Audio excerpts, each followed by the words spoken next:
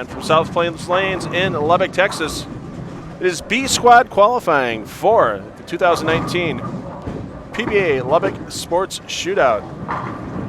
I'm $2 Phil Brylo, bringing you all the action here in Lubbock for B Squad. We'll get an occasional visit from the grand poobah of all things FloBowling, Lucas Wiseman, shortly. Give you the update on what they got to talk about and what you'll see shortly on FloBowling.com from the break between A and B Squad.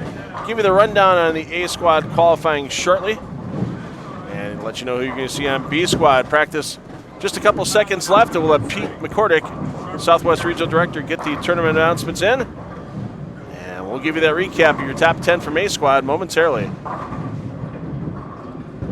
B Squad players, stop signs are coming up. Practice time is in. No more deliveries, please hold up under practice. Again, ladies and gentlemen, B Squad's 8 games is beginning to start here, just another half minute or so. Top 39 players from the total of A Squad and B Squad will advance to the cash return. B Squad players, please reset the machines once scoring units are ready.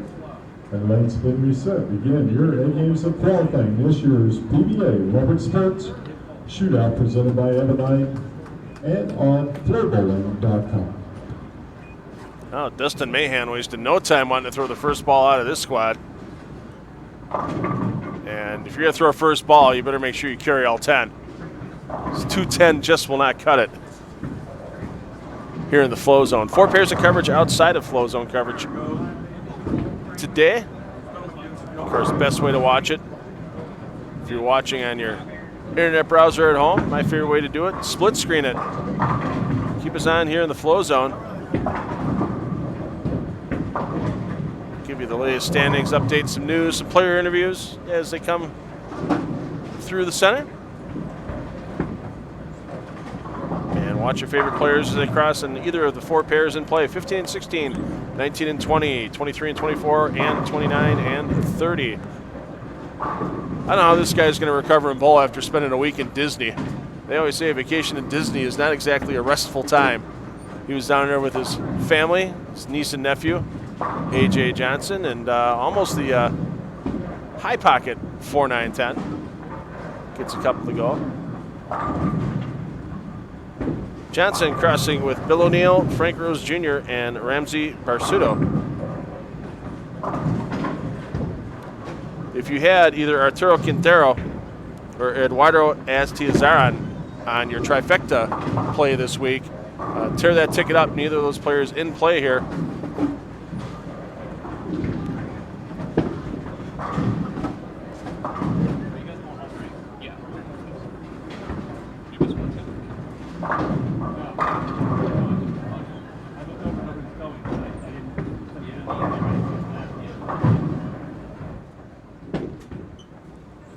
Josh Blanchard, Mr. 300, Nick Pate, McElliott Coltso on 23 and 4. Pate almost had that tie of the PBA record.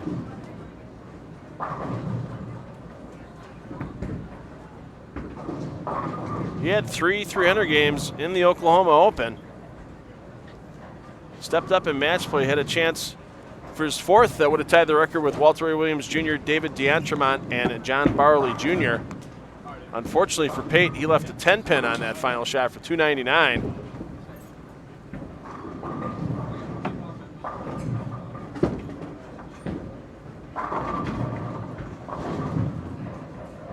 Pate's still a long run, though, even though he's got 3 300s this year on the PBA Tour. Would need 5 more to tie the record for 300s in a season. That being held by 5 different players: Kelly Kaufman, Dave D'Entremont, Eric Forkel, Steve Hoskins, and Parker Bone III. Of course, Parker Bone III, the all-time PBA leader in 300s, currently at 115 and counting. Here's the man who was kind enough to join us in Game 6 A Squad qualifying today. The man on the takeover of the FloBowling Instagram, Kyle Troop, crossing with Gerard, Yanes, and White.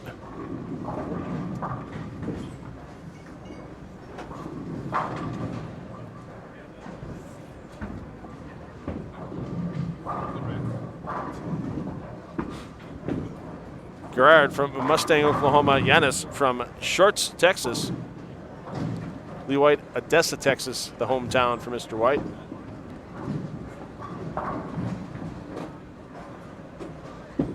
Lots of players with full-time jobs, businesses they own. Always enjoy getting a chance to take on the best of the world when they get a Go Bowling PBA Tour event close to home.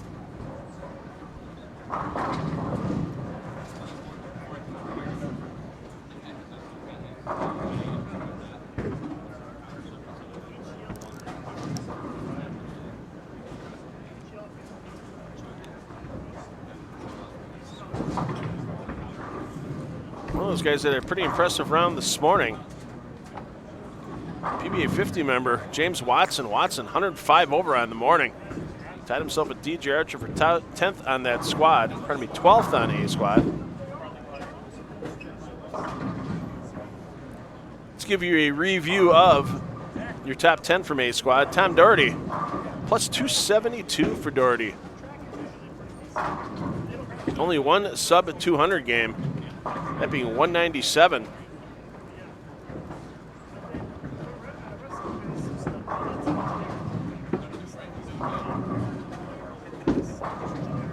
Snuck out AJ Chapman by 2 pins for that top spot on the squad.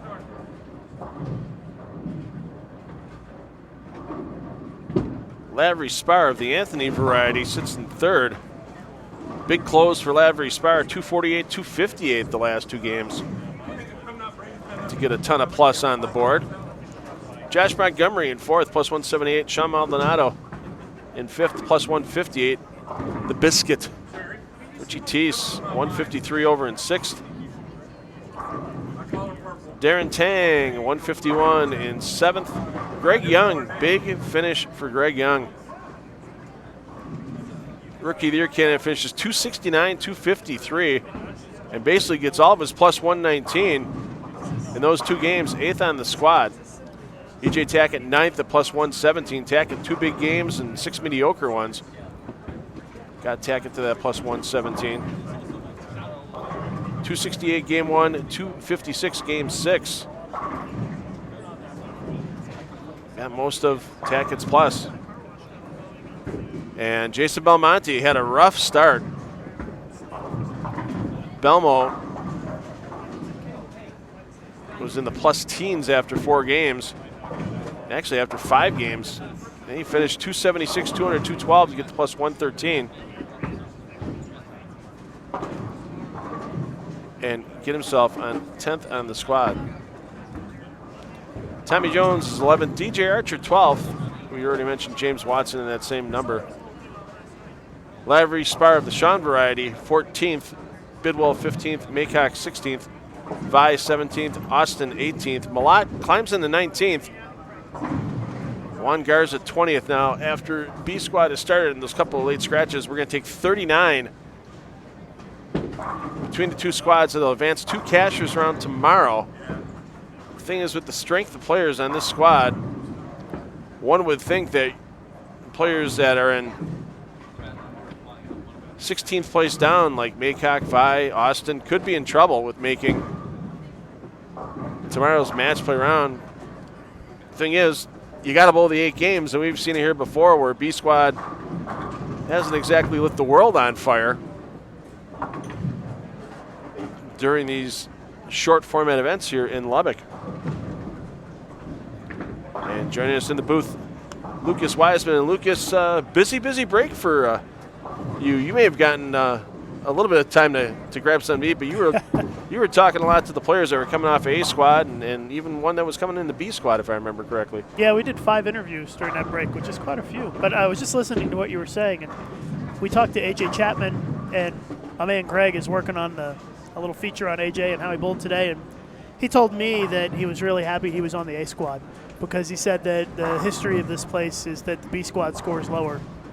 Who knows if that's going to happen today, but he said that he felt pretty fortunate and it worked out pretty good for him. I mean, look at, he's in 2nd place, and he and Doherty really crushed it today. So, we'll see, but it'll be interesting to see if we see a little bit lower of a scoring pace. I'm sure that the guys who are around 20th place to 25th place or so, are sure hoping that scores are a little lower this squad. Yeah, I mean, with the reputation of here, I'm sure there's players, Tom Rash and Mitch Hupe haven't exactly, bugged out of the building yet, because we've seen it. We saw it this past January, where Matt O'Grady and Ryan Similli basically were out of town, said see ya, and ended up making a cut when they thought they were way out of it after they were done with the morning squad. And, of course, the John Burkett incident back in 2015, where Burkett was back home and, guess what? You're in the cut. Get 2 hours of sleep and turn back around. So, it's those stories like that kind of, give the guys, as you said, in those positions a little bit of hope. I don't think Myers is going to make it. But, I was just looking at that. If you look at 22nd place, that's Thomas Rash at plus 16, and then it's a 24-pin gap to Mitch Hupe at minus 8. Yeah. So I think that if there's going to be a break, I think that's probably where it's going to be. I don't think somebody under is going to make this cut, but you never know. And then if you go the other way, 24 pins from Ramsey's Chambers, then that's Wes Milano plus 42. That's a lot of people that can sneak in between Wes and Chambers. That's right. Even with Garza in there at plus 30. It's going to be interesting to see how this develops. And right now it's just we can play guessing games all we want. We've done it in the past, and half the time we do it, we're wrong. That's right. When it comes to these predictions on scores, so I'm not even going to try. I won't make my first prediction probably till about game 6 of this B squad, because we saw it this afternoon. Other than a couple of guys really taking off on the squad, it's a lot of guys that threw 1 or 2 big games and then held on for dear life. Even Jason Belmonte. Yep. A couple of games in the 220s, a 270 game, and then holds on for dear life to get to that plus 113 number. EJ Tackett, 268, 258. There's your majority of your plus 117. DJ Archer, perfect game, finishes at plus 105. Well, look at Greg Young. We talked about him a lot. He's going to make his first cut of the season, first cut of his PBA career here this weekend. But he grinded it out, and he didn't put himself in a hole. He went 198, 228, 195, 194, 190, 192, 269, 253. Yeah. And guess what? He's in 8th place. He's Yeah. 119 over, and he's in a good position. And that's what you got to do. Got to make spares. You got to grind out those games in the 190s, especially on the bad pairs. And you got a good chance to make the cut if you can pop a 250, 260 game. So we'll see. I think this is a stronger squad overall. We talked about this earlier from just a name standpoint. But sometimes that doesn't matter. Nick Pate happy he's not having to play the gutter here in Lubbock. How about that story? Crazy. I couldn't believe it. I was on vacation with my wife when that happened, and we were in Zion National Park, and there's virtually no service there. And we went into town to have dinner, and I opened up my Facebook messages, and somebody had sent me a message and said, "Oh my God, you won't believe what just happened," and sent me a link to the video, and I almost spit my dinner out because I was like, "Did that just happen?" That was crazy. If you missed it, the guys on the Sweep the Rack podcast from last week, they actually talked to Brady and Nick about what happened. They did an interview with those guys. Pretty interesting. If you're not familiar, they both threw a gutter ball on the fill, and ended up being a 1-pin win for Brady over Nick. You can't make that crap up, Yeah, Just I mean, nuts. Nick Pate needed 2 pins on the fill ball after making a 10-pin. Yeah. In the 10th frame, thought he locked up that regional, and wrong answer. Never over till it's over, right? But I guarantee you, next time that happens, Nick Pate's throwing it right up the middle of the lane every time for the rest of his life. He has learned a very hard lesson. And by the way, that was brutal for him because he has never won a regional title, and to be eligible to even bowl the PTQ at the TOC, you have to have a regional win. Right. So that was a really big deal for him. Just shocking. I mean, you just don't see that very often. And it was on the Del Ballard pattern, which is crazy. So, as you mentioned, Sweep the Rack. I mean, these guys are popping out podcasts about once a week. I bet you Big Mike is watching right now. Probably Brooklyn Rob. They're watching. Those I don't guys know. miss. I've called them out on Twitter more than once, and I've never seen anything from them about it. So Big Mike, you can go back and I don't know. Big Mike, if you're watching, send me a text right now. all right. Try to show Phil that he's wrong, because I know you guys are watching. You better be watching. Well, they got to be watching because their big buddy Bill O'Neill is sitting bowling on 15 and 16 in the flow zone. That is true. So if he's smart, if Big Mike is a smart man that he needs, that he says he is, he should be watching on the split screen, He'll be constantly watching Bill O'Neill on 15 and 16, and he'll be listening to us here in the Flow Zone talking about him. That's right.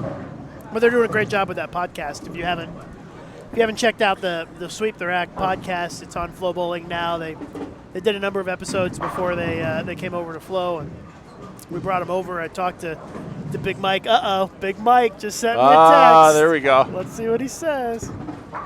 He says, "I'm watching." I thought he was like Snuffleupagus with Big Bird. I heard he was a real entity, but I just had never seen. You hear about Big, you hear the voice, but you don't see anything. You don't know if it's. He said he was watching the 15 and 16 see? stream because he wants to watch his boy Bill O'Neill bowl, and he flipped over to hear the end of us talking about him. So see that he should be split screening. He should be watching dual screen. Keep us on the Flow Zone, get all the good information and all the score updates and everything, and then watch your favorite player in any of the other 4 pairs. Yeah, heck, if you're an overachiever, you can quad screen if you want. That's right. You can do the four streams at once. Yeah. And you can listen to the commentary and watch the other ones as well. But he says Bill gets full screen attention for him. So it's okay, I get it. So it's a bromance kind of thing. The old bromance for Bill O'Neill. Bill with a solid 2019 to this point. A lot of top 5 categories for O'Neill. Yeah, and Bill, we talked to Bill last night along with Belmo and did a nice interview with them, called it Strategy Session. If you didn't check it out, go to flowbowling.com and look on the front page, scroll down a little bit, you'll see it. But they did a really nice job of breaking down what we would see here today. And so that was entertaining as always. They joked about Bill's getting old. He needs a wrister now to be able to rev it up. So check it out. It's a cool piece. And then just to give you guys a heads up, since you're all FloBowling subscribers, you get the scoop on what we're shooting here this week. Doing an AJ Chapman piece right now. That's going to be up pretty soon. We also talked to Andrew Anderson before the squad starts. First question to Andrew was, what in the hell is the difference between last year and this year? So we find out exactly what the deal is with Andrew Anderson from last year to this year, and he's been battling an injury. We'll get into that. That'll be coming out in the next few weeks. And then Tim Cagle, II, was bowling this week, and he's got that really unique. He is a true, authentic two-handed bowler. He actually bowls with 2 hands, a two-handed delivery, which is different than Jason Belmonte, who has a two-handed approach. So we talked to Tim about how he developed that unique style.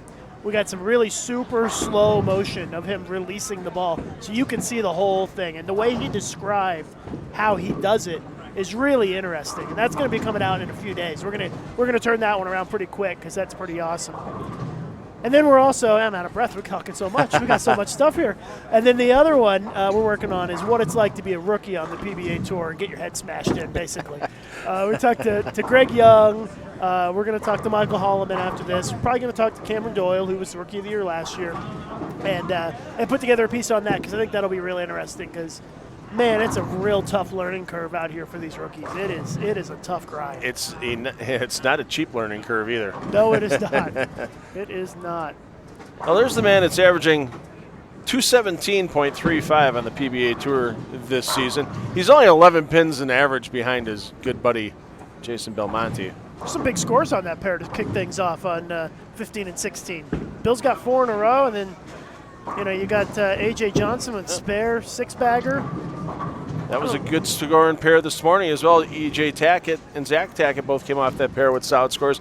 EJ led the A squad after game 1 with his 268 game. But once again, you're moving pairs. These guys will be going right next door after game 1, and it doesn't matter where you move in this house, you're not getting the same play from pair to pair. So who has the front 7 on that pair? I don't. Front 7 on that pair would be Frank Rose Jr., bowling as a guest PBA 50 member. I don't know him, but he's killing it right now. It's out of Bel Air, Texas. And once again, it's great when you get your 15 minutes of practice and if you can get a perfect game right away. It's great to be 100 over early on, but how many times have we seen it where a player starts hot in game 1 and then can't find the broadside of the barn the rest of the round? Here comes Mr. Rose stepping up, trying to keep up with A.J. Johnson's pace as well, as Johnson started off with that single pin spare, and now he has the next 7 in a row. Yeah, it's not often that you see non-members bowl 300 out here on the PBA Tour, so this will be interesting if he can take it all the way. He's got the front 7 right now, up there on 16. He's eager for 8. Will it carry? Oh, he didn't like it. Yeah, leaves the 10. Tentative. Easy to do out here. But hell, you can punt if he shoots 279. That is a huge start to this block. I mean, that's massive, especially when the cut could be around 20 over. I mean, you shoot 200 the rest of the way, you're in the cut. So that's really big. Here's a big key for the rest of the round right here, and I hate to say it because we've seen it a lot of times. Here's your first 10 pin at a PBA Tour event. Yeah, that's right. Yeah, good luck with that. And we've seen the confidence shaken on these guest players that come in on that first spare that's missed, or those first back-to-back opens, and all of a sudden the floodgates open and nothing seems to go right. He's making it, no doubt. He's got this. All over it. Well done. No problem. He's got it. He's got it covered. For those of you looking for coaching and confidence, please contact Lucas Wiseman at FloBowling. That's right. He gives seminars. You got to believe to achieve, brother. Johnson matches the 10-pin conversion.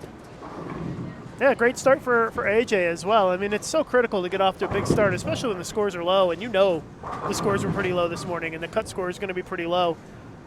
These guys who are shooting 260 the first game are going to give themselves a real advantage going into those last 7 games of this qualifying block. So short format, only 8 games of qualifying. Those big games, they loom large. And once again, you see the problem with this 44-foot pattern, only 16 foot of dry. And this early in the round, the ball is going to delay its pickup down lane if you miss to the right or you get a little quick with it.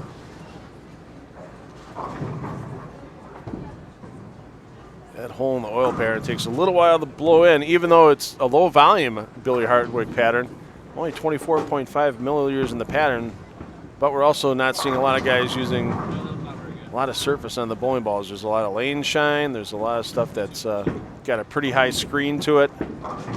We saw the ball reps. There weren't a lot of 500 grit pads in their hands today. It was more the 2,000 and 4,000 variety.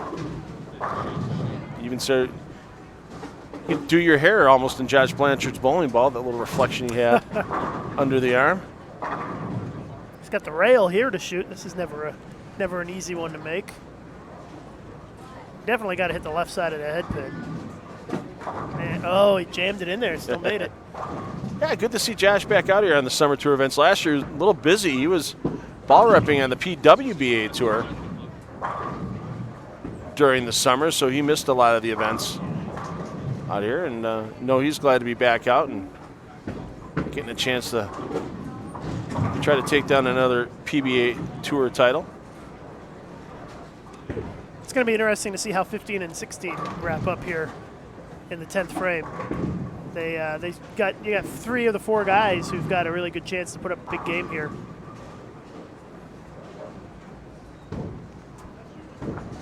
We'll get over to Pate. We'll get over to Johnson after Pate's done here. There's Pate, solid delivery, solid 9-pin. AJ, he's got a good game going. Oh no, that 4-pin. And you see Johnson trying to stay outside of where a lot of other players are. Early on, we saw some guys deep this morning, and I think he's found that little bit of a cheat that some of the bar ups think could be in play for a little while out around the first arrow. But how long will it last? That's the question. And then you see somebody like Bill O'Neill who's just going, I can throw the high hard one with the best of them. Yeah, he's just bellying it right in there in the track and killing it. That's 6 in a row for Bill O'Neill. He's got a big game going here. AJ's going to clean it up. He'll be in the 250s. Bill can get in the 240s to start things off, and Mr. Rose made a 4-pin in his 9th frame, and he can beat them all. He can go 268. Yes, indeed, and we'll get another look at this foursome in Game 4, so we'll see how different they're playing the lanes from where they've started to where we'll see them in Game 4, and pretty much every pair of lanes, all the players are going to be on at least once on FloBowling coverage today. Solid 9 defies Bill O'Neill. Got around it. Take that, I need more hand, Jason Belmonte. That's right. And Blanchard trying to play that same area where Johnson's playing, but obviously quite a bit more success here for AJ. Nice. Good start, and a bunch of new faces coming into flow zone coverage, player movement, and we'll let Lucas Wiseman get back to his keyboard and back to his video work, and we'll try to get some more good stats for you and the people coming up next. Some of the new faces you'll see in game 2 include, well, half of the Brad and Kyle shows here. Brad Miller.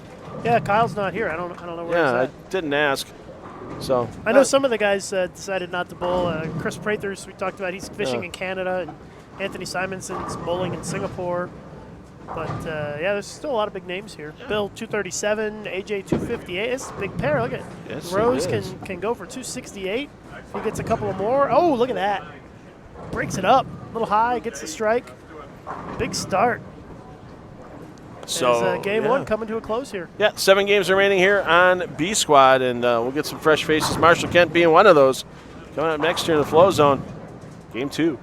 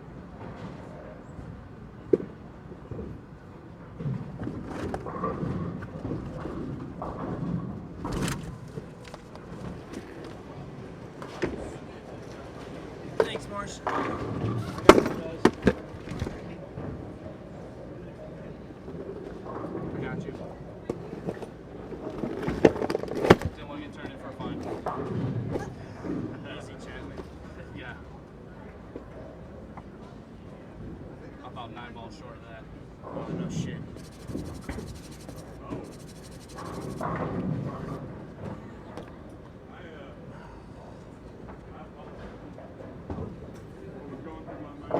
We press the bar, they move on the road.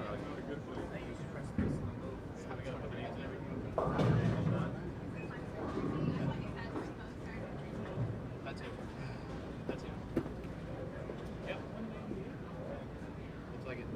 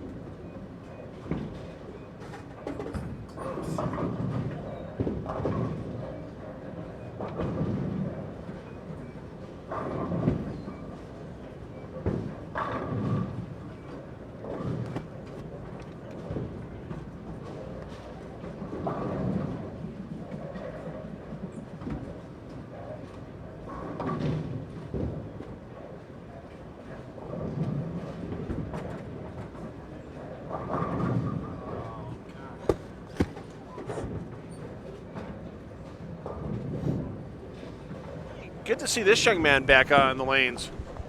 Trey Ford the third.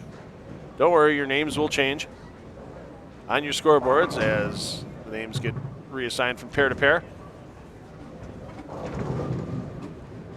Scorekeepers taking care of things today. Great assistance from Natalie Goodman, Jackie Bowling on as well. Here we've got Kent, Bailey, and Allen. Marshall Kent, winner here in 2017.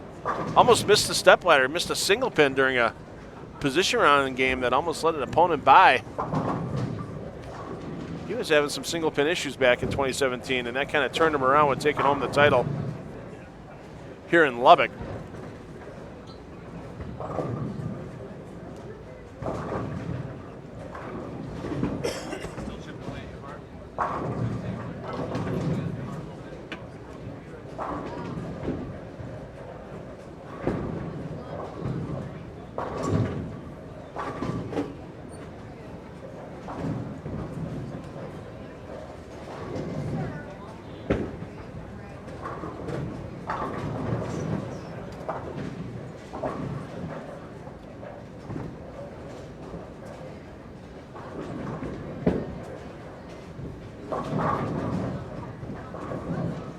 Marshall-Kent took down E.J. Tackett in the championship match. 233 to 194 back in 2017. And interesting side note, after Bowl Expo was completed, Marshall-Kent, now living in Las Vegas, gave E.J. Tackett a ride here to Lubbock.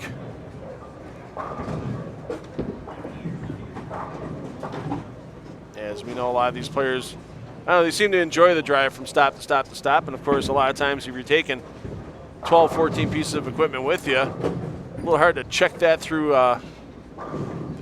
baggage counter at the airport. A little pricey at $75 a bag or so for every bag after the first two. So a lot of these guys find it a little more advantageous time-wise and tax-wise to drive from tournament to tournament.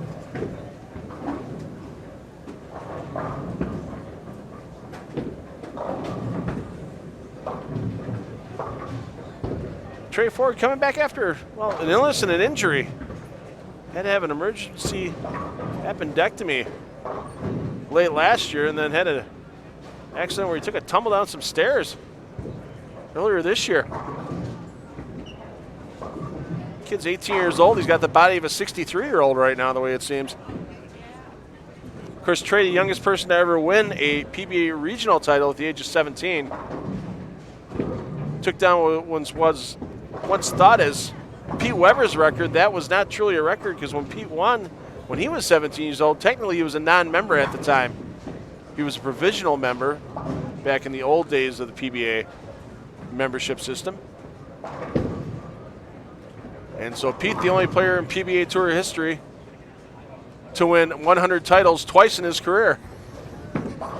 As Pete originally thought he had number 100 in Fort Wayne on the PBA 50 Tour back in 2017, and ended up taking a regional a little earlier this year, back in early May in Missouri, to regain that number 100 career all-time title for Pete Weber. Of course, Walter Ray in the lead. More than 110 overall PBA titles for Walter Ray. Walter Ray not here this week. He's getting ready for the PBA 50 season starting back up a week from Monday.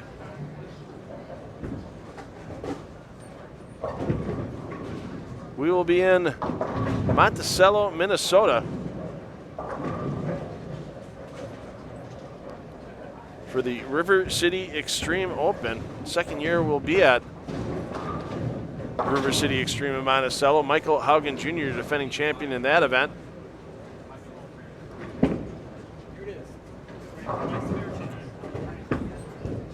And then a couple days after we're done in Monticello, we head to Hammond, Indiana, PBA 50 South Shore Open. As Dick Allen, our defending champion here in Lubbock from January, takes out the 6-pin of the 3, 6, 7, 10. Sorry, it might not be technically correct, but I'm calling it dueling co-champions bowling on this squad. As last time this event was held in June of last year, Chris Barnes was our champion. And then when the event was on the winter tour schedule as the PBA Lubbock Sports Open, not the Shootout that this is right now, that Open was won by Dick Allen in January. So after we're done in Hammond, make their way down to the greatly and newly remodeled David Smalls Championship Lanes for the David Smalls Championship Lanes Classic. And then you'll get dueling coverages here on FloBowling from Thursday, July 25th through Sunday, July 28th. You'll get coverage of not just the PBA 50 Spectrum Lanes Open, but the PBA PWBA Striking Against Breast Cancer Mixed Doubles from Houston. So lots of coverage for your favorite players on both the PBA Tour and the PBA 50 Tour happening at the end of end of July.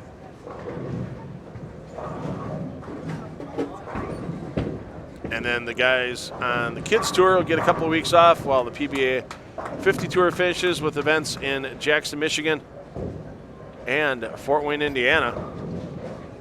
And these PBA 50 Tour players get their season wrapped up, and the PBA Tour players come back Chesapeake, Virginia for the Harry O'Neill Chesapeake Open, the Wilmington Open in Wilmington, North Carolina, the Gene Carter's Pro Shop Classic in Middletown, Delaware, the BowlerStore.com Classic in Coldwater, Ohio, and those events all on top of each other. Before the players will travel to Aurora, Illinois and wrap up the USBC Cup competition and the PBA Summer Tour with the FloBowling PBA Summer Swing presented by the brands of Ebonite International. PBA Wolf Open, Bear Open, and Illinois Open titles will be decided at that Summer Swing.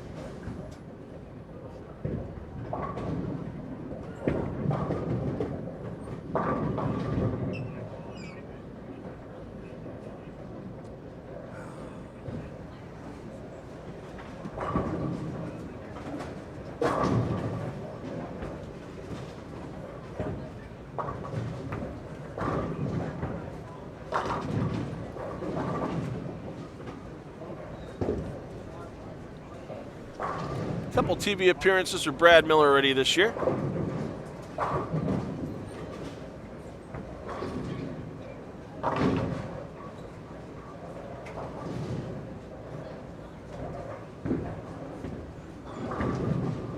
Of course, to finish in the Roth-Holman Doubles Championship, finishing in second place with his partner Kyle Sherman. And then when Kyle was in the World Series of Bowling TV shows, we always saw Brad Miller on TV as well, taking care of business. So one actual championship round appearance for Brad Miller, but a couple appearances on TV, just not in a bowling capacity for Brad at the time.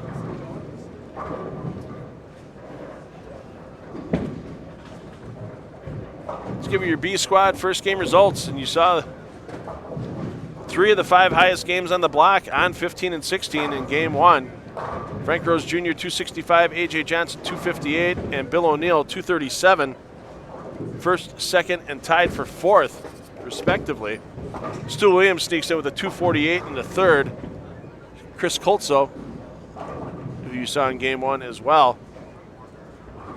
Coltso 237 to match O'Neill's score.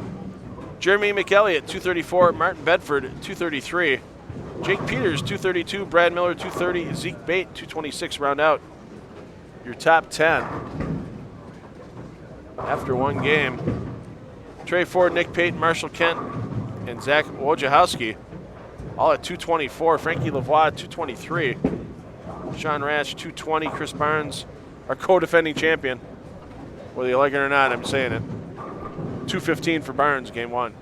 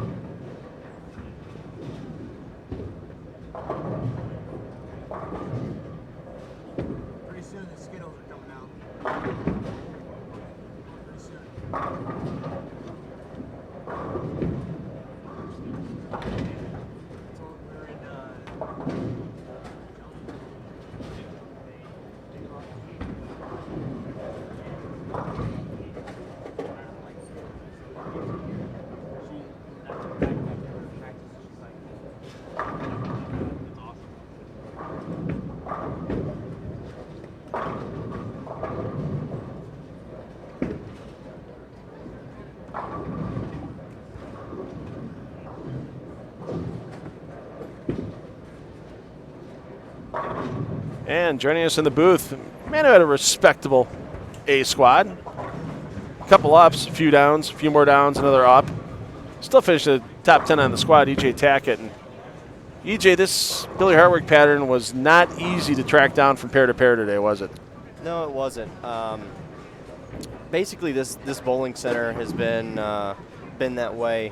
No matter what pattern we've bowled on out here, the pair-to-pair is just, it's super tricky across the house when you have to go across the whole bowling center a couple of times. Pair-to-pair is tricky, and sometimes you get on a pair and lane-to-lane is hard. So you just got to try to fight it the best that you can and try to eliminate the super low games. You know, when you get on a bad pair, you're trying to bowl. The 190 is still a good score.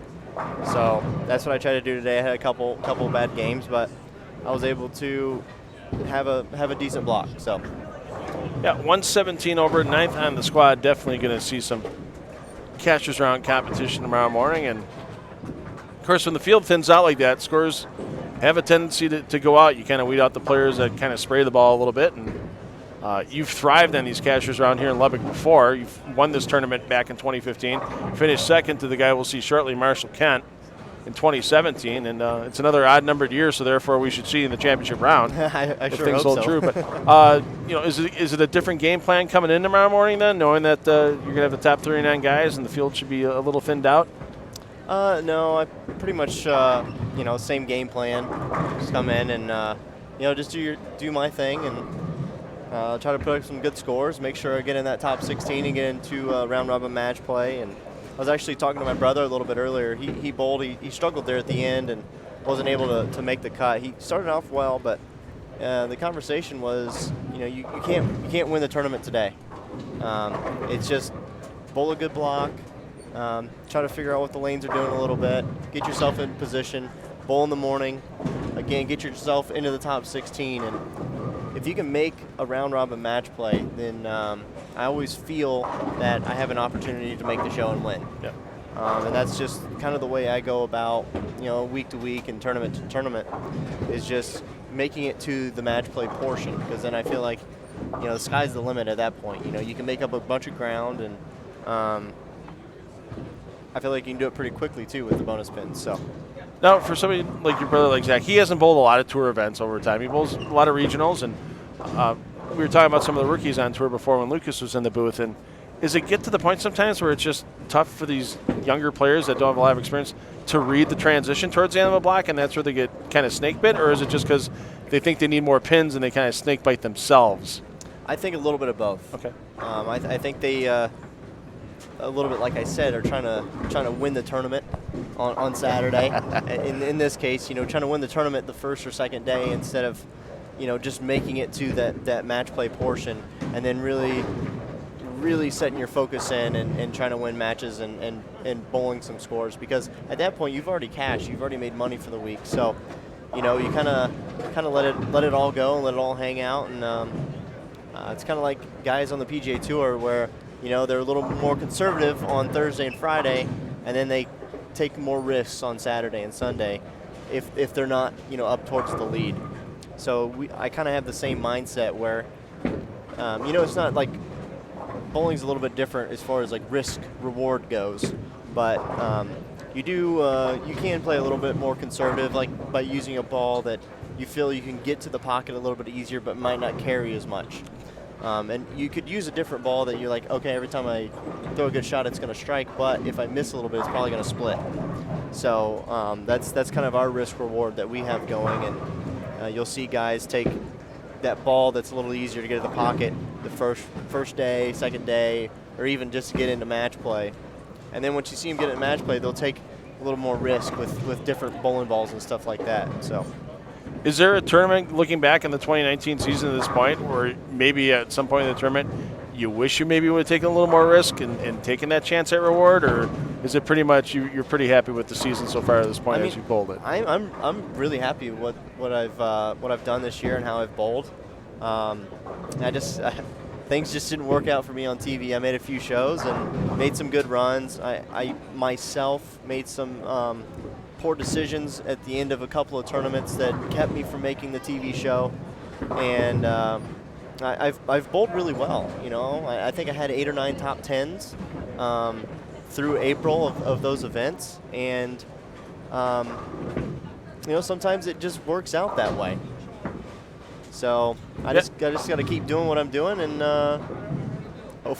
hopefully it'll work out. Yeah, I mean, all your finishes in individual events through the Players' Championship were all in single digits. Yeah. 7th, 1st at the World Bowling Tour Finals, 7th in Oklahoma, 9th here in Lubbock, 2nd at the TOC, 4th in the Players' Championship. I mean, that's a heck of a start. And then the blip on the radar in Indianapolis, you bounce right back in Jonesboro and finish 3rd. Yep. That darn Norm Duke guy. You know? Yeah.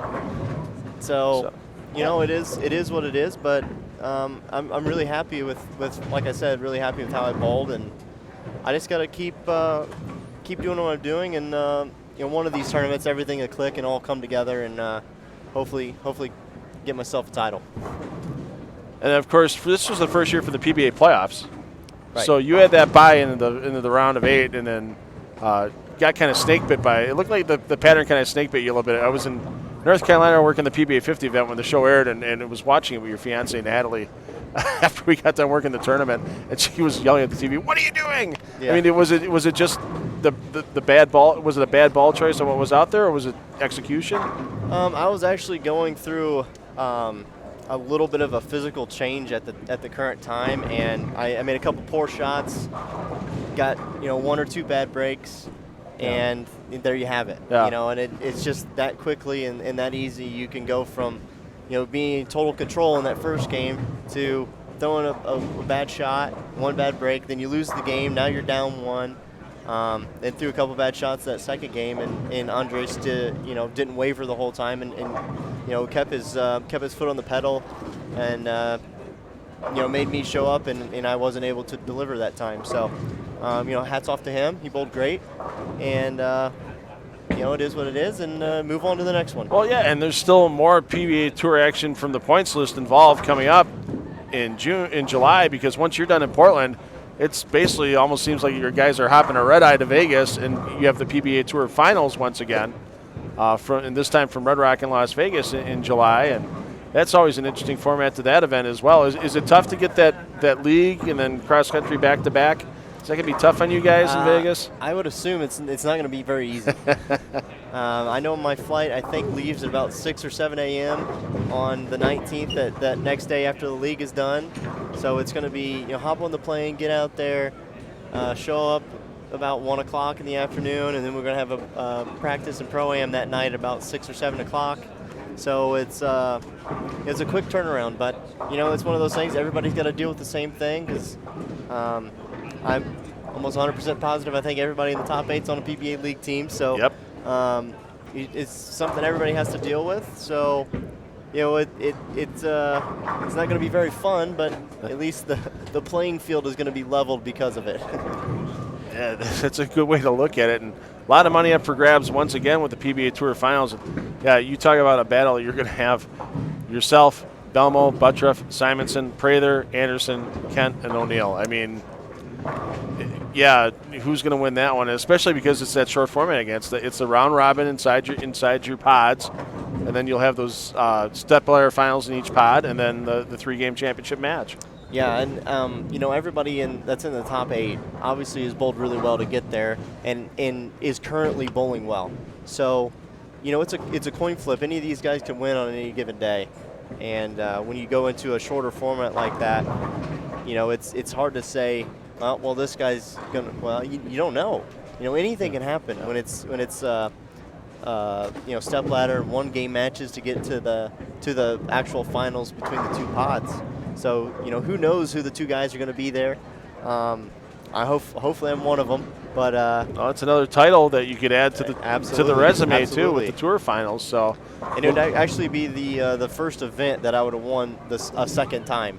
So it's kind of crazy that all the titles that I've had so far, I've never won the same event twice. So hopefully I can add one of those fairly soon. You finished second in the tour finals last year, and then you finished second here in Marshall Kent 2 years ago. So yeah, you've had chances to get there. You keep getting back to those championship matches, but bowling's that rare thing in a lot of cases where you have to win the tournament twice. Right, and this year I finished second to Belmont at the TSC. So there's been a couple of times I've been really close to win an event that I've previously won, but just haven't been able to really get it done yet. Well, you've got another great chance coming up. You get about a week off after you get done with the tour finals, and then it's the Lucy, the PBA, PWBA striking against breast cancer mixed doubles. It's got to be you and Liz having a great chance to defend once again, no doubt. Yeah, I We bowled sure that tournament hope last year. so. Yeah, obviously, I'm very privileged to be able to bowl with Liz Johnson. She's such an amazing competitor, and in my opinion, the greatest female in the history of the sport. And it is an awesome privilege to be able to bowl with her and get that win with her last year. She'd been bowling that event since it started and never was able to win it. So that was really cool to be able to share that with her, and you know, hopefully we can bowl well and have a chance to at least try to defend this year. Yeah, I mean, you look at how rarely back-to-back championships happen out here on the PBA Tour with defending a title event. I mean, Belmo's done it the last year as the World Championship, and we've had rarely other players do that in years past. It's a hard thing to do. It really is. Even if the pattern, even if they put out the exact same pattern or it's in the exact same center, it's not tough to. It's not that easy to get out there and re-execute the way you did when you won the title. Exactly. And you know, one of the most impressive things was Belmo's run at the Masters, where he won the 3 in a row. So that was it's crazy, absolutely crazy. Yes, it was. Well, what's the game plan for the rest of the day then? You gonna scout out some lanes here or see what they're playing, or are you just gonna lay low the rest of the day? Oh yeah, I'm gonna go hit up the 2 Golden Tee machines in the bar that they have here. My brother and I came over. We're just gonna hang out, and Yeah. it's one of those things that when Ronnie and myself and my brother, and we're all traveling around all the time, we always end up somewhere where there's a Golden Tee machine, and it's just our little hangout. You get away from bowling and get your mind off of it, and just have a little fun. Maybe have a little friendly bet and banner A wager or going two. on. Yeah. Hashtag don't play bags against EJ. I'm sure that'll come out in Aurora during the fall swing, no doubt about that, or summer swing. So. Oh, I'm pretty positive it will Whoa, happen. that's some interesting footwear there for Marshall. Didn't seem to have too many approach issues, everybody here today. Yeah, my brother one time today, I don't know if he got a little bit of dust on his shoe or something, but he ended up, 3-4 inches over the foul line. And but today that was all I saw. There was a couple of instances where I got into a seam and I stuck a little bit, but other than that, everything was perfect and in perfect shape. No, almost perfect there for Brad Miller, 290, and that'll get him up in top of the leaderboard on the squad, no doubt about it. And Yeah. EJ, thanks for taking some time sitting in the booth with us. Looking forward to hopefully doing a winner's interview with you tomorrow. Like you said, you haven't won one title twice. Maybe this will be the event to do it in. I sure hope so. Thanks, EJ. Thanks, Game Phil. 3 coming up next, everybody.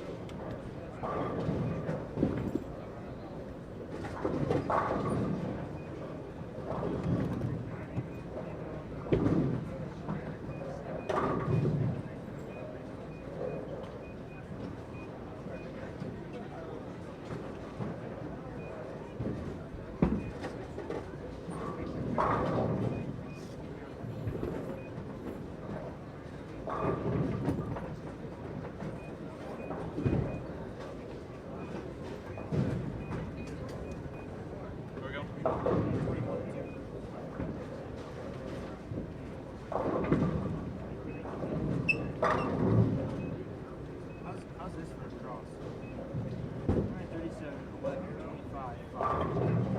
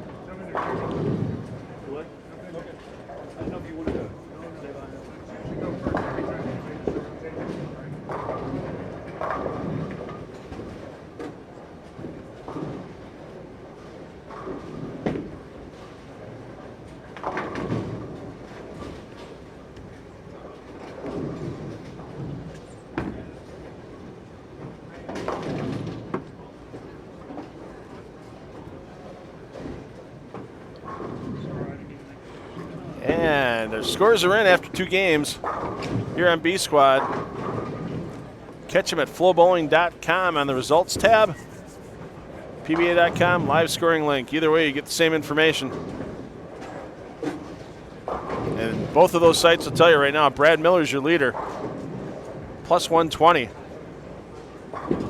Saw his 290 last game here in the flow zone. He's got the Verapapa 300 in hand. He does have the first strike of the next game, therefore. And that will end the string at 12, as that ball needed a 90-foot lane to get back to the 1-3 pocket. So Miller plus 120, Francois Lavoie plus 110. Lavoie 223, 287 down on 5 and 6 for Lavoie that game. We'll get a chance to watch Francois coming up in Game 7 here in the flow zone. Martin Bedford at plus 94. Jacob Buttroff, former winner of this event in 2016. Buttroff plus 60. A.J. Johnson plus 49. Stu Williams and Jeremy McElliott and Jake Peters, pardon me, and Marshall Kent all at that plus 49 number. 4 players at plus 49. Jake Peters in 9th, plus 44. Dylan Burns right here in 10th, plus 39. Burns gets to make it the front 3 as something wheels back around from the right side of the deck. Takes the 4-pin out.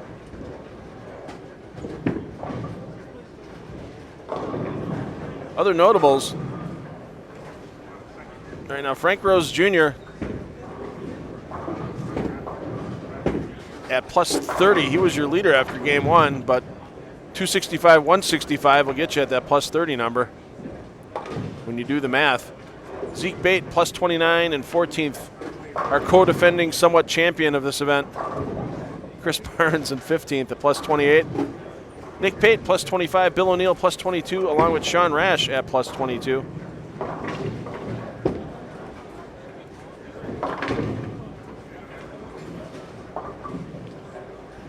After 2 games, just 34 of our 60 players to the plus, but that's a little better ratio than we had this morning on A Squad after 2 games.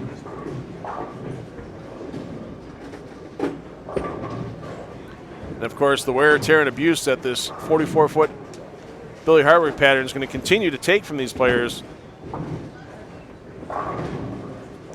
will probably bring the overall number of players to the plus by the end of the squad into the 20s.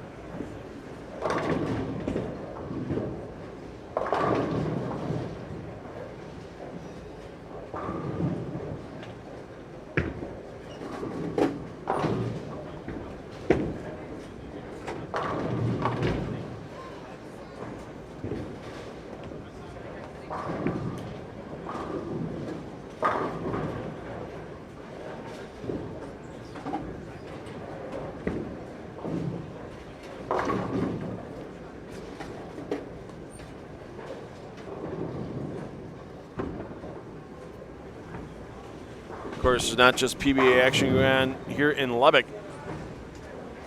PBA regional action going on as well.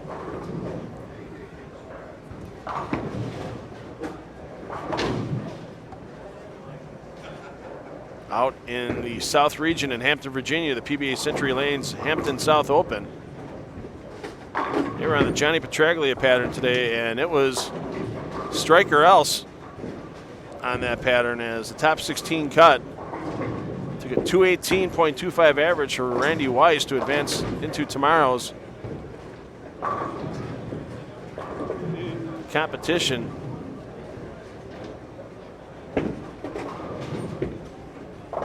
Elimination format with pinfall carryover tomorrow in the South region as they work their way towards determining the champion of the PBA Century Lanes Hampton South Open. And in the Midwest, the PBA 50 doubles, the John Contis Memorial Midwest Central Doubles Open. And they are entering their final game of qualifying in that event. Brian Kretzer, Ronnie Russell leading the qualifying handily in that event. After 7 games, they have a 168 pin advantage over Eugene McCune and Matthew Staninger.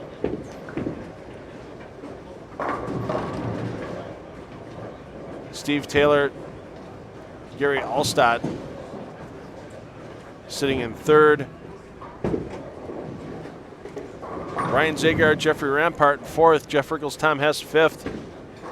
Blake Demore, Scott Merritt in 6th. Nick Crummel, Greg Zicka in 7th. And Mark Henninger and Brian Manini sitting in 8th. But Manini and Henninger, very small lead over several players, including PBA Tour champion Matt Sanders bowling with Mark Johnson. And we just got the final qualifying standings from the event in Joliet, Illinois. And Brian Kretzer and Ronnie Russell will be your leaders going into tomorrow's match play competition.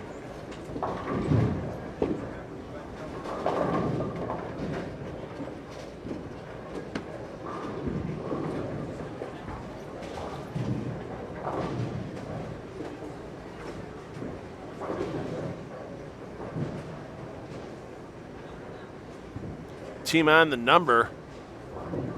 Stephen Taylor, Gary Alstott sneak out a spot in the match play finals over Pete Weber and PBA Tour champion Anthony Lacaze by just 7 pins.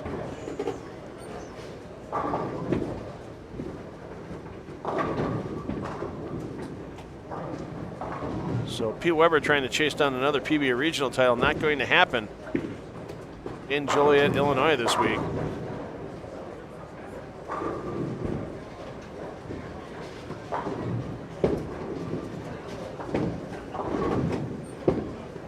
And Brian Kretzer, Ronnie Russell have to be the favorites going into tomorrow's competition, even though it is bracketed match play, to charge their way towards another title.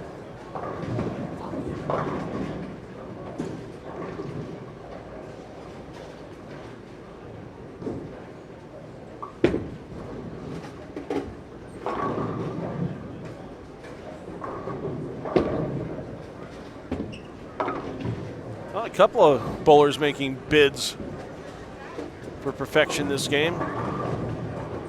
Here in the flow zone, Dylan Bird's front 5. Marshall Kent says, I'm going to get the front 6 already. Kent will be stepping up shortly in the 7th frame. That pair that Kent's on only a threesome, so they're bowling a slight bit faster pace.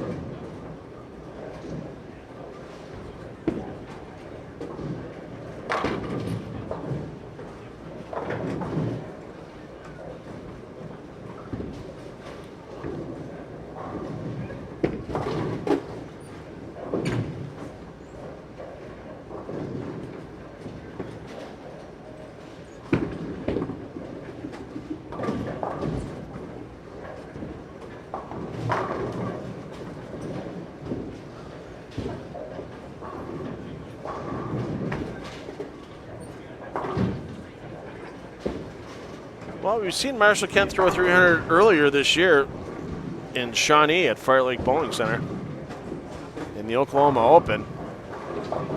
And, of course, too much pressure for throwing a second one when the instant black cloud. Mentioned something good somebody's done, and so I'm not even going to look for Dylan Burns' career PBA 300s at this point. I'll wait till after this frame before I look, because here comes the strike. There we go. Maybe I'll hold off to the 12th ball before I say anything.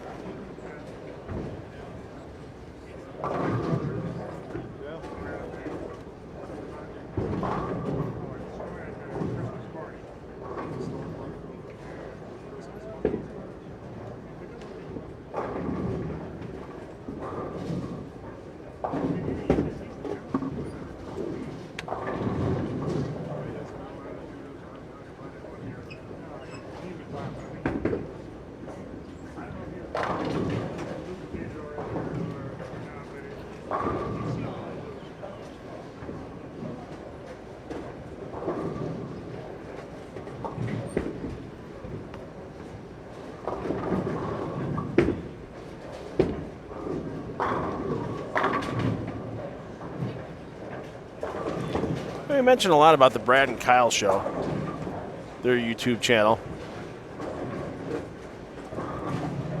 Another young man that puts a lot of video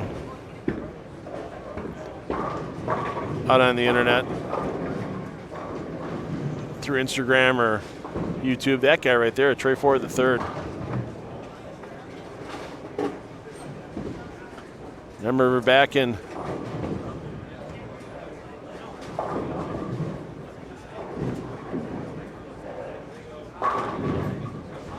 Barbasol PBA Players Championship last year, Trey Ford bowled his first PBA 300 at Wayne Webb's Columbus Bowl. So we got a couple firsts out of the way in 2018.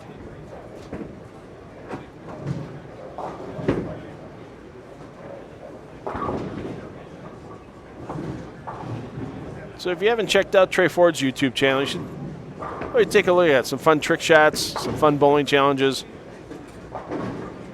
My favorite was the 5-7-10 where they try to make it using various types of equipment. Him and his friend Jonah. So yeah, check out Trey Ford's YouTube channel as well. Of course, all the great content of FloBowling. Hey, if you haven't subscribed to the PBA YouTube channel as well, come on, what are you waiting for? All kinds of good stuff there.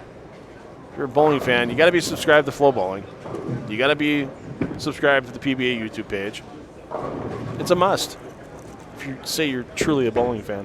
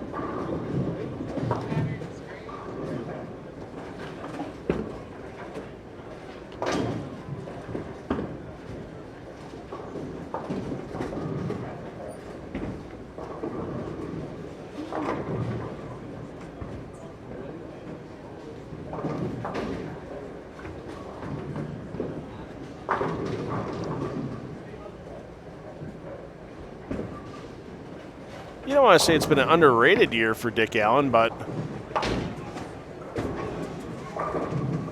it's been a quiet, successful year for Dick Allen.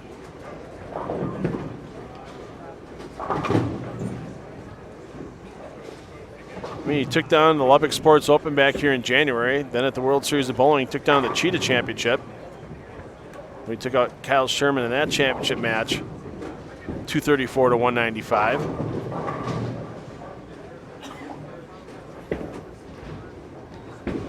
Finished 15th in the World Series of Bowling World Championship. And unfortunately for Dick, he got knocked out in that first round of the PBA Tour playoffs in Maine.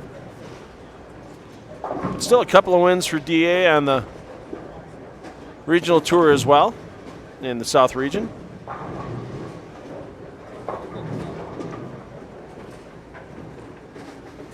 And being in the top 20 in the money list on the PBA Tour at this point in the 2019 season, not a bad place to be. Well, Dylan Burns, his chance of perfection runs out in the 9th frame as he leaves the 210. So still looking at 2 300s thrown in the event at this point. You can check out the highlights of the DJ Archer 300 at FloBowling.com. And we had the 300 game for AJ Chapman here in the flow zone. So you can check it out when you watch the archive of A Squad, in case you missed it earlier today. Game 6 was when Chapman threw that 300 game. And now we're approaching the 3/8 pole for qualifying for B Squad. Game 4 of this 8-game block. Coming up after some player movement, you'll see a couple new faces into the flow zone, including our co-defending semi-champion from last year, Chris Barnes, and our reigning player of the year, Andrew Anderson, coming up in Game 4.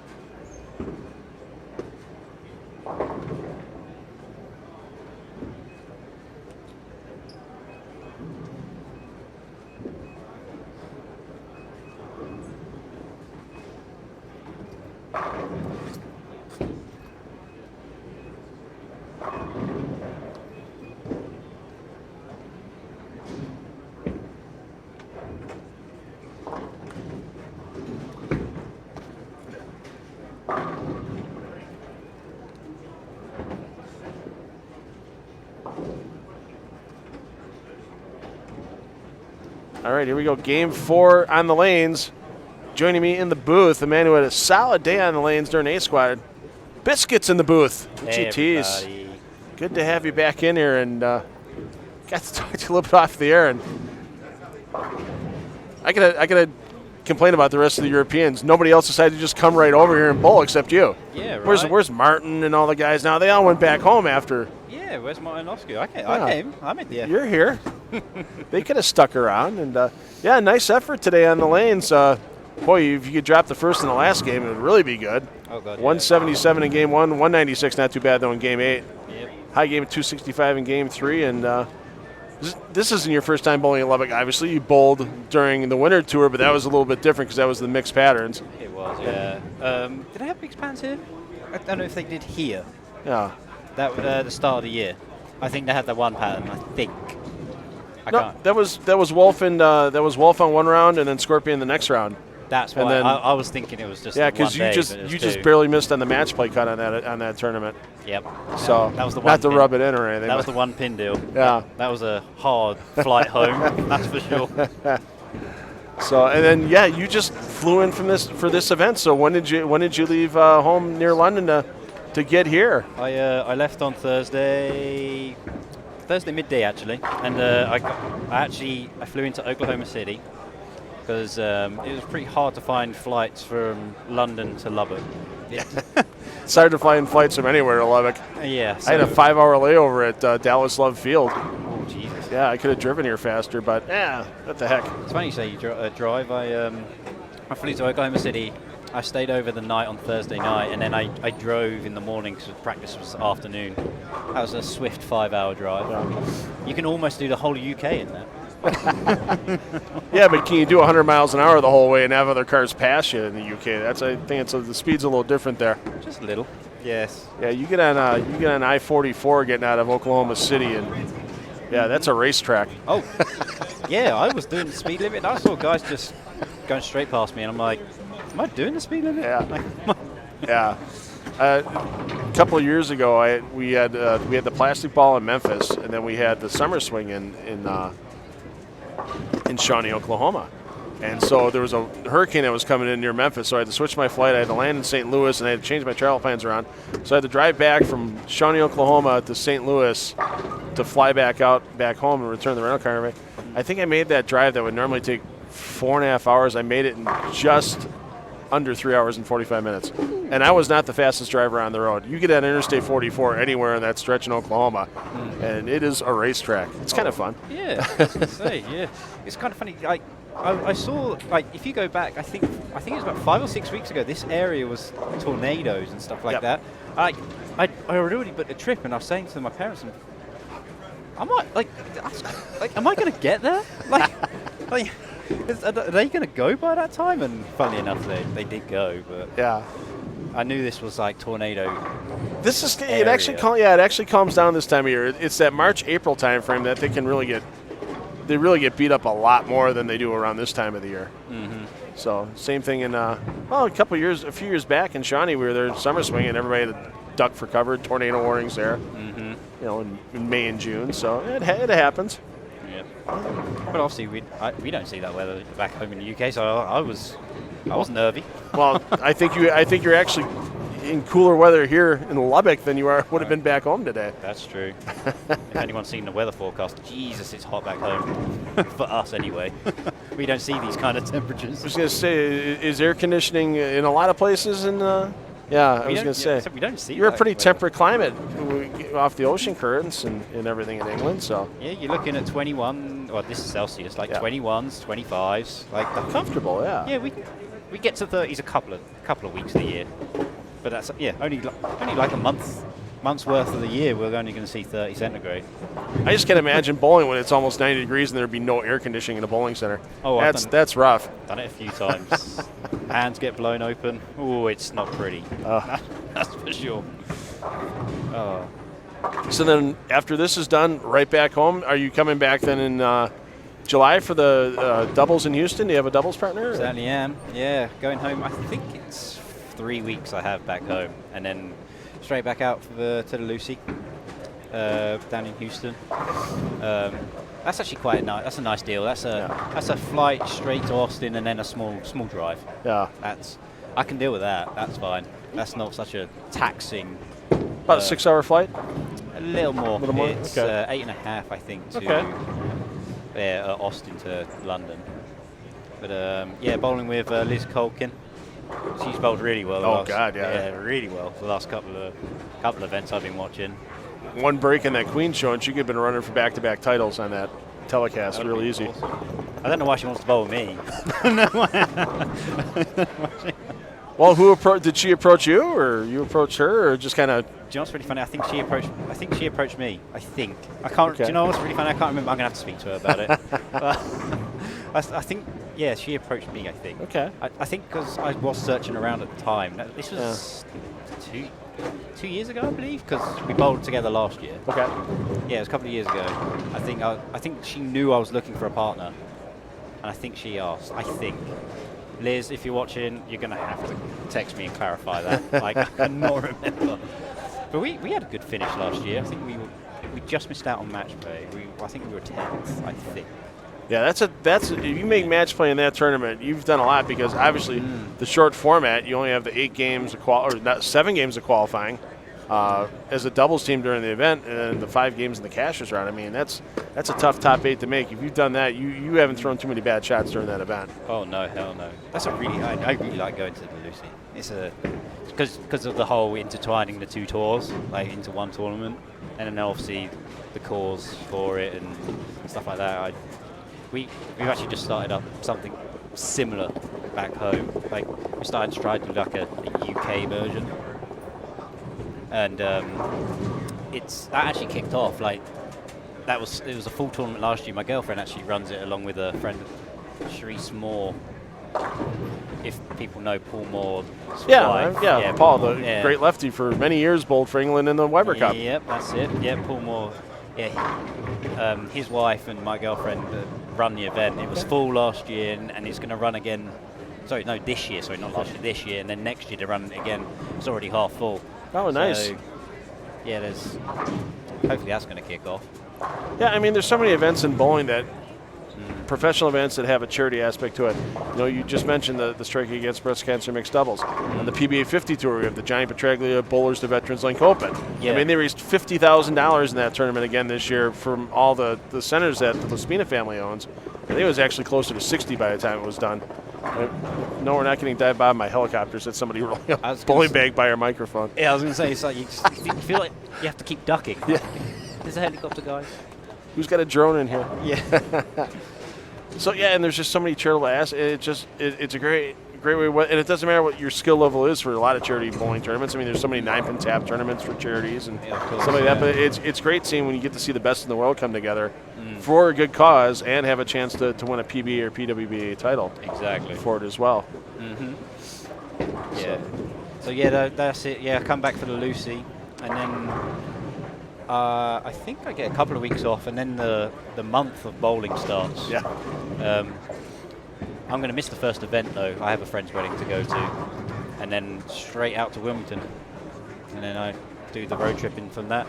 Yeah, Wilmington to Delaware to Coldwater to Aurora, Illinois. And Chicago, yeah. You're a swing fan, especially after last year. You had a nice run in the fall swing. Yeah, that was good. In Tulsa, and now Sean Rash's place. Well, it's not. He doesn't own it, but he does his tournaments there at Parkside Lanes in Aurora. Mm-hmm. And a great facility, and once again, the FloBowling Summer Swing this time. And you had a good finish in the Wolf and the Tulsa Open last year, if I remember correctly. Bear. The Bear. It was the 40-40. It was the Bear. Yeah, okay. And then that was good. Yeah, that was in Tulsa. Yeah, that was also another taxing travel day. That was a fly direct to Dallas and then drive 5 hours north. That was the first time I kind of sort of do a travel day like that. Yeah. I ended up flying to Dallas, realizing I can't drive 5 hours jet lagged, and got myself a hotel room and then did it in the morning. Hey, 3 game scores are in, and it's kind of like A squad. A couple guys are running away with it early, and there's a bunch of guys pacing around 220 after that. Wow. Brad Miller, 154 over. Frankie Lavoie, 122 over. Dylan Burns, 105 over. Dylan Macon from right here in the Lubbock area. Dylan with a good showing so far, plus 93 for his first 3 games. Zeke Bayt, plus 87. Bedford O'Neill, Kent Johnson of the AJ variety, and Jeremy McElliott round out your top 10. Pacing's not that much different than we saw a lot of guys early on. 3 games in the A squad, they were averaging around 215, 218. Right in there, we still have 29 of our guys plus. First guy to the minus right now is Kyle Troop, and he's talking to his ball rep Jim Callan right now, and it doesn't seem to be a lot of concern on Kyle's face at this point because he knows you get a couple of big games, you're right back in this. Yeah, exactly. If you, after A squad, I believe the number for the top, well, if you go half and half, the number for 20th in our squad was 30, I believe. Yeah. So I think if you can get to 60, or actually if you go 70 plus, I think you'll be okay. You'll be bowling on tomorrow for money, but yeah.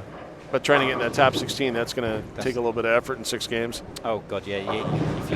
I think that's if you can get to 140, 150 or higher, then you're giving yourself a good chance tomorrow. That's for sure. That's the thing. Like I didn't look at the scores at all when I bowled this morning. I just bowled. Like that's one thing I was doing at the start of the year that got me into quite a bit of trouble sometimes. My mindset just focused more on the scores than what I was actually doing. Yeah. And with the downtime we've had in the last, we've had a couple of months. Yeah. Yeah, trying to change. I've changed a lot in physical-wise, mental game-wise, because I didn't have the greatest starts to the year, but I realised I had to do a lot of work. My brother Ray also, he bowled the Masters, and we both went home. We both literally looked at each other and went, "We've got to work. Like we've got some work to do." Like, well, especially at the Masters, because all of a sudden you get this flood of college kids, juniors and seniors in college that have an off weekend from collegiate competition. It's just like, whoa. Yeah, these kids are wow. You realize like, oh man, like you feel like you're behind the pace. And we both worked real solid for the last 2 months, and I still feel like I've got some work to do. I'm still I don't think I can throw the ball a little bit more better. Yeah, I don't think any bowler ever sits there and goes, "Yeah, I'm throwing it great, and I don't need to do anything else." There's always that little bit of self-doubt that all bowlers kind of have creeping in the back of their mind, like, "I know I can throw it better." It's crazy, like the amount of times me and Ray would go down the bowling centre. We'll practice. We'll go home and we'll look at the videos, and I'll be like, "I need to change that. I need to change this." Then we'll go back down the next day, practice. I need to change this. I need to change that. And then you realise when you get to the end of the week, it's like you're throwing it almost the same as you did at the start of the week. Like, but it's those cycles. It's just you have to go through them, and yeah, it's just sometimes even if you watch, like one of the greatest of all time, Walter Ray Williams Jr. Now he's bowling two-handed when the conditions warrant it and that kind of thing. He's 59 years old and he's still working at trying to be one of the best in the game. And you can even tell Walter Ray once in a while. You just get that, you see a little bit of self-doubt going, "I know I can throw it better. I know it's me." And exactly. It's a tough thing to try to overcome when you're out in competition time. But, yeah, I can imagine today because it's a little different. We don't have the big scoreboards in the center here in Lubbock. And it's real easy, as you said, to turn around and cheat. "No, where am I?" as you're walking by. Yeah, give it a look. Yeah, because they were handing handouts here, and it's so tempting just to go, "All right, I'm safe," or "Oh, my God, I've got work to do," or, yeah, it's just watching Jacob there strike. That's really unusual. Yeah. Well, it was kind of ironic. He put on Facebook earlier this week. He bowled the USBC Open Championships in Las Vegas, and he made a run towards the all-event lead. Fell a little bit short, and I didn't look at the final score, but he goes, "Yep, 88 clean, missed 2 7-pins. Some things never change." That's hard to do. 88 clean. That's a lot of clean. Yeah. Oh. You look at it now. For Jacob and all the problems he's had with spares on TV and spares in certain parts of tournaments where it's cost him. And you go back to when he bowled in Las Vegas in 2016 in the extra frame event there, and he bowled 17 clean games in one day. He didn't open the entire match play, and he was the top seed in the step ladder and shot 250. Crazy. Yeah. Absolutely. And then you watch this kid, and then all of a sudden you watch him and he misses 7 pins or 4 pins or whatever happens to pop up. But well, that's what happens when you strike so much. Like, you're like, do I have? You forget to start focusing on the single pin aspect.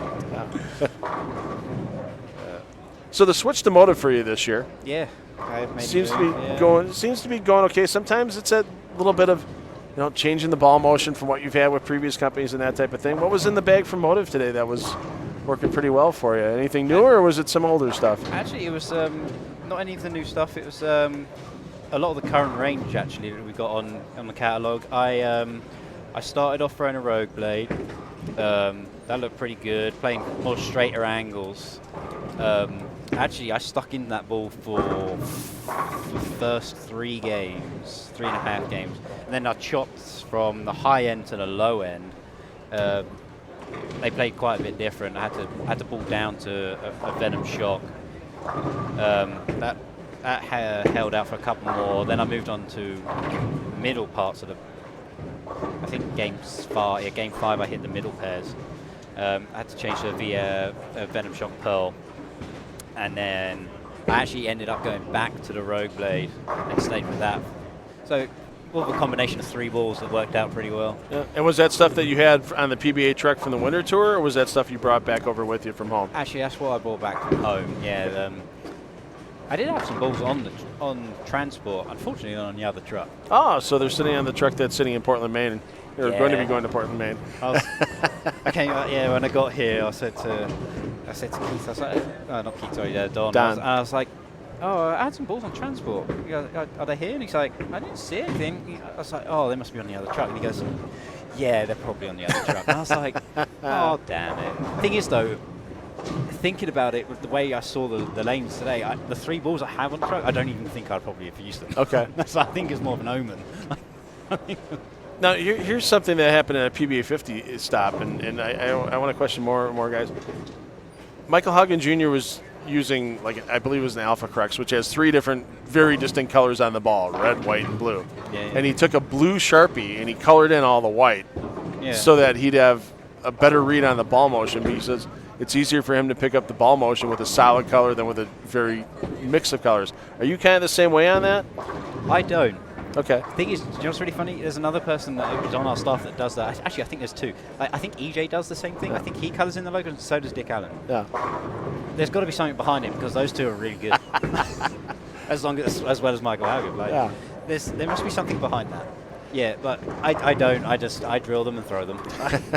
But I mean, everybody's eye is different. I'm like, I'm thinking to myself, I think I'd want to see that color change, where the ball's rotating to pick it up more. But then again, I got 52-year-old eyes, and they're not exactly the greatest in the world at any point in time in my life. So yeah, I would say I don't think the balls would sell very well if they were just one solid color and had no logos on them whatsoever. Yeah, that would be that'd be a hard sell. It's like, here we have this orange ball. We have no name for it, nothing.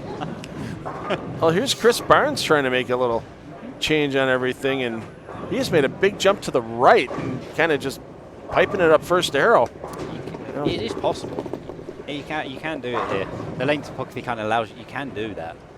I had a look at it in practice yesterday, like towards the end of the block, the end of the 2 hours. Like I tried to throw a few up 5, 6, 7. Like the way the lanes just transition.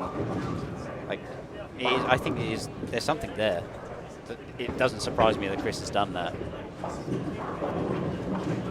And O'Neill with another strike. A.J. Johnson perfect through 5 frames. We'll keep an eye on that as he tries to chase down 300. Zeke Bayt outside of flow zone coverage right now. He's in 17-18. He's got the front 7. Zeke's had a good day so far. Really good day.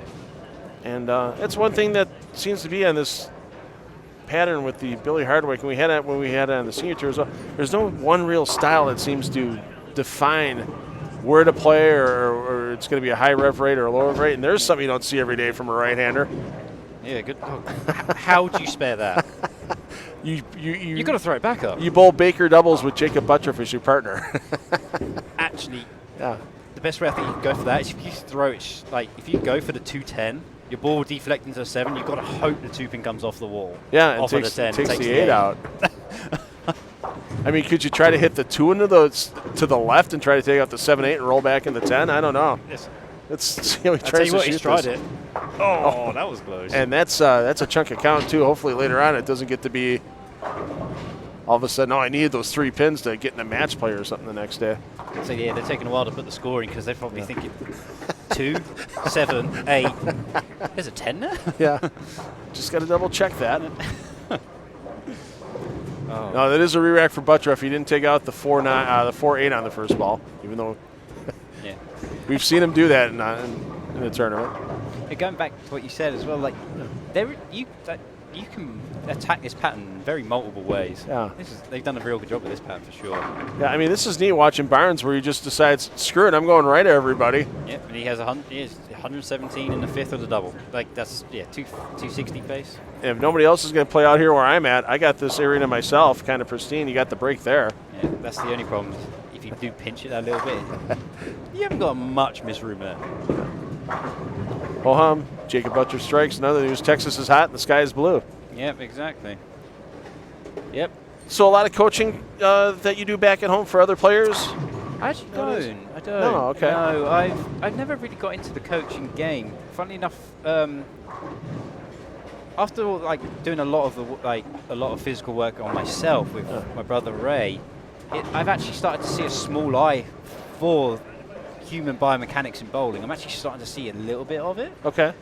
And I'm kind of getting into it. Like, I'm really starting to enjoy it and see like the benefits of, you know, doing certain things in your approach at the right time. Yeah. And my brother Ray's a silver USBC coach, so he's had it, you know, for a long time. I wouldn't mind actually trying to, you know, teach. I wouldn't mind actually trying to teach some of the youth back home. But it's never really materialised myself into trying to coach other people. Like, I always get asked when I'm down the bowling centre when I'm practicing, you know, oh, can you give me a few tips here and there? And I give them the odd, you know, why don't you try this, why don't you try that? Sure. But that's just advice, it's not real coaching. Yeah. You know, you're not spending 2 hours with somebody molding them a little bit. Of course, you're giving them 10, 15 minutes, you know, of just small advice.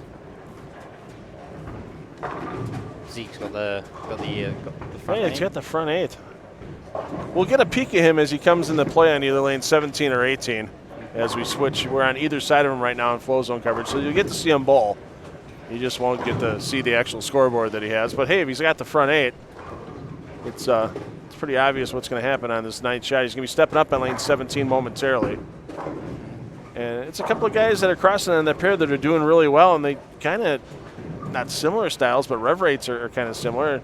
I mean, Zeke's not exactly, you know, cranking out of the hand at 600 revs, and Frankie Lavoie, Hey, Frankie there. he's solid too. And Lavoie is sitting in second right now, plus 122. Bayt, plus 87. Frankie's struggling a little bit this game. He's going to be lucky to get to 2-0. He needs a punch in the 10th. And we'll wait for Zeke to step up.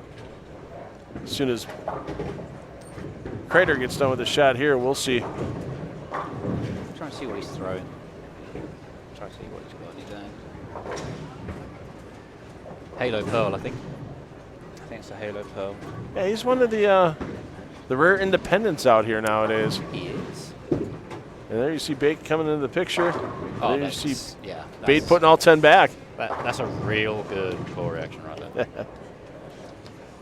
Yeah, we haven't seen Zeke at too many events in 2019. Yeah, you're going to have to look it up. Yeah, take a peek. I remember talking to him at the end of last year. Actually, I believe it was after Coldwater last year. He said he was contemplating becoming independent. Yeah, his best finish so far in 2019 was 21st at the PBA Players Championship, and then it was a big dry spell after that. Yeah. So not a good World Championship and World Series of Bowling for Zeke in Detroit. And Zeke is looking for his second career 300 game. The other one he got is when he and Dick Allen made the TV show in Portland in the Roth-Holman doubles. So during qualifying in that event, Zeke threw a 300 game. Of course, who could ever forget the Dick Bayt signs in the crowd at Dick Bayt, yeah. at Portland, Maine? Do you know what? I've still not managed to get to Portland, Maine yet. Oh. I have not been yet. I really need to get myself down. It's not down, more like northeast Yes. to Portland, Maine. That'd be a nice small flight, actually. Hey, you fly into Boston. And it's an hour. 2 hour north. drive, yeah. It's a 2 hour drive tops. I did. We actually, my wife and I actually a couple of years ago outside the PBA season, we actually went to Portland for vacation, and it was gorgeous. We had a good time. When I got lucky enough to sit on the rooftop with Charlie Mitchell for about an hour. Oh, nice. Charlie and us and a couple other people, and that was about it. Nice fall night, and yeah, watching the sunset over The Bay in Portland, or the other side of the Bay in Portland. I've heard they do some fantastic lobster there. Yeah. I'm a big lobster fan too. I really like lobster. Jay's Oyster. Tell them Tom Clark sent you. Yeah. They might give you a little larger portion if you do that. I know that's one of Tom's favorites when he's in Portland, Maine. I always see a Facebook post from him and Randy Peterson. Yeah. They're in Portland. They're at Jay's Oyster. There's Barnes. Can't get the 10 to rattle. Good 220 there. Is Zeke. Zeke's taking a re-rack. Don't blame him right now. Yeah. He's got Francois Lavoie bowling to his left.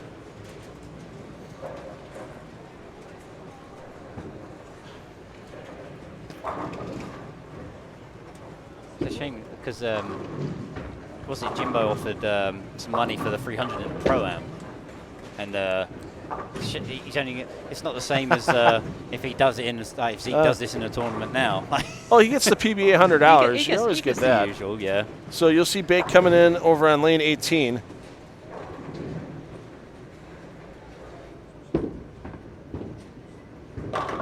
He didn't like it, and he still struck.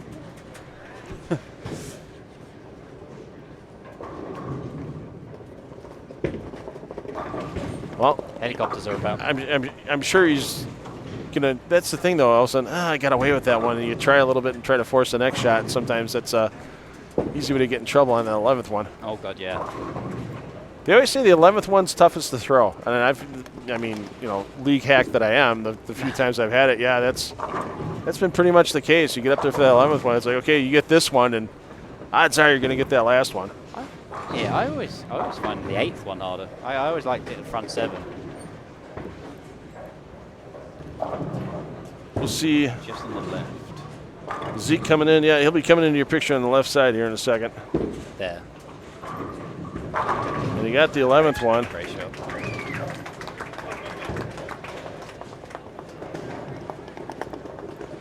And I see that Zeke's not sporting his. He always wears glasses when he bowls. This is Yeah. the first time I've seen him not wearing glasses. yeah, so I don't know. Maybe he's had some corrective surgery on his eyes, or Yeah. not sure. But you'll see Zeke creeping in to the right side of your to the left side of your picture once again as he's going for his 300 game. All the cell phones and cameras are up in the crowd. This will be the third 300 of the event if he does successfully put all 10 back. Likes it. Oh, what a great shot. Mix it up, and there it is, and that's going to solidify Zeke Bayt in the top 10, his second career 300 game. And you'll see additional highlights of that 300 on the homepage at FloBowling.com in a little while. So, Awesome. always exciting really for a good. 300. How many you got in your PBA career now? You got a couple under your belt, don't I you? might be at 3. I think I'm at 3. Yeah, I had one on Shark when I won. I remember that. It was in. That was no. Actually, that was in the World Championship. World Championship qualifying. They've got you. They've only got you down for 1. You may need to check into that. Actually, it could just be 1. Yeah. I don't know. If you get the. It's 100 plus. That's, Right. that's how I like to look at it. Yeah. I'm 100 plus. now. 100 plus and $100. There Yep. you go. Wicked. Unless you ever get on TV and shoot one, and then, boy, I hope that $1 million comes back next year from Fox, because that. I still remember I do a radio show in Milwaukee on Sundays during the PBA Tour season. We had Rob Stone on, and we were talking before the Tournament of Champions.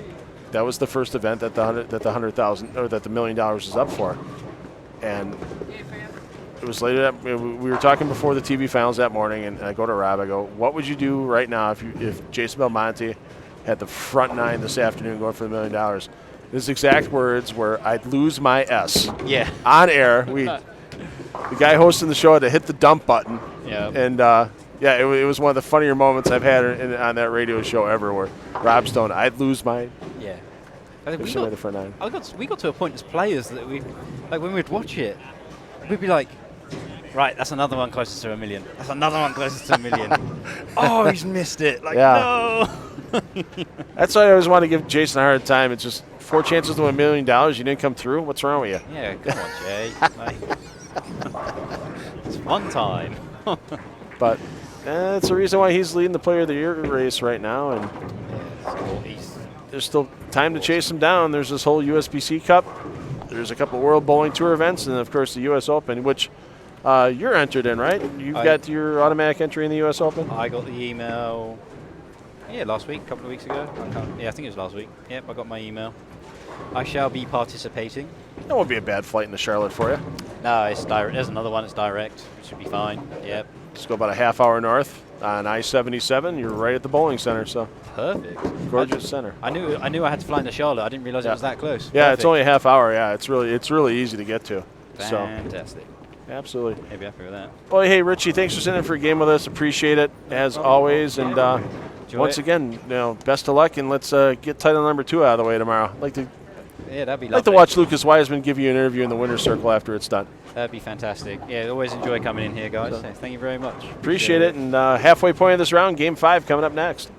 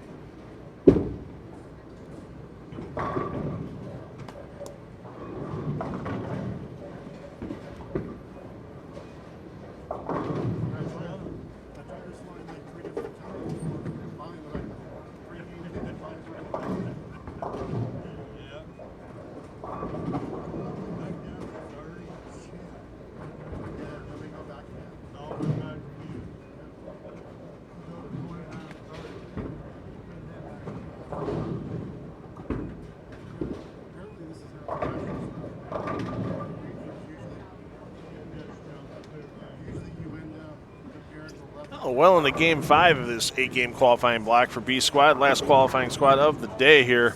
The PBA Lubbock Sports Open, PBA Lubbock Sports Shootout, presented by Ebonite. Lubbock Sports Open was back in January. Glad to be back in Lubbock at South Plains Lanes. Appreciate the efforts of Sunday Evans, Jimbo Evans, the managing partners of this center. Cindy Eaton as well. Always fun watching Cindy walk a few times every few minutes past my booth, getting things for players, getting things for spectators, and really making sure that they go out of the way for the fan experience here in Lubbock. And as they feel as a service to their customers who are sticking by them all year long. No admission fee charged here during the qualifying and match play portions of the event. And they got a nice charity raffle going on as well. So, airfare for a trip for 2 to Las Vegas and some gorgeous hard-sided luggage going up in a raffle. So I got my tickets already, so I know I'm going to lose for the 5th year in a row in that raffle, but that's fine. Money goes towards a good cause for the youth programs here in the Lubbock Bowling Association.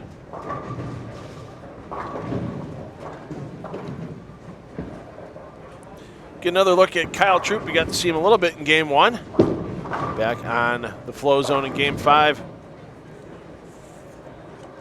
Troop was just slightly to the minus after 3 games. We'll have the 4-game scoring update coming through shortly once we get all those scores verified by tournament director and Southwest Regional Manager Pete McCordick. Great volunteers here at South Plains Lanes getting those player scores into tournament office to be verified, added, and put out for all to see on FloBowling.com and on PBA.com.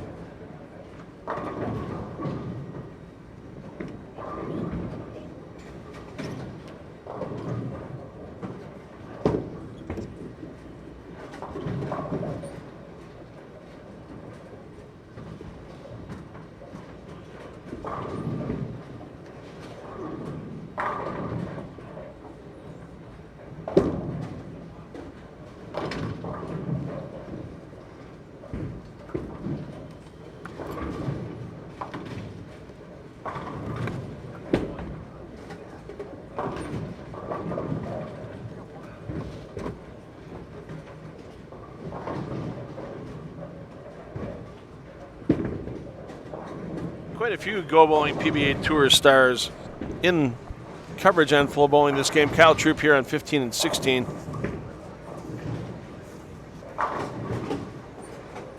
You can take a look at Sean Rash and Rookie of the Year points leader Michael Holloman.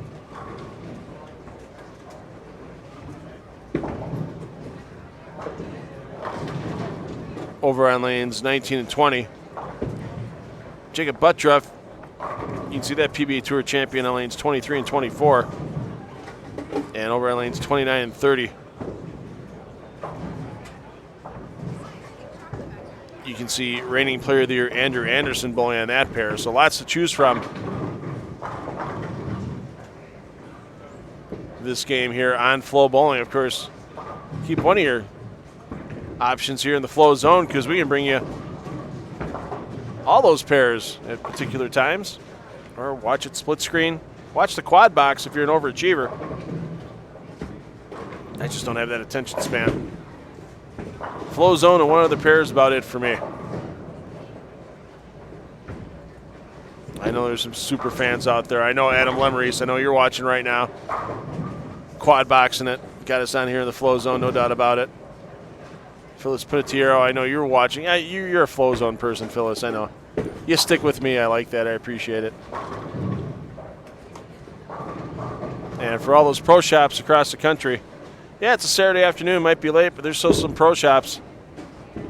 Like Gary Faulkner's Bowler's Edge Pro Shop in Virginia. Gary got done bowling the regional in the South region today. He's got match play tomorrow, but he's back dedicated to his customers. Get some bowling balls drilled out before he returns back for that tournament.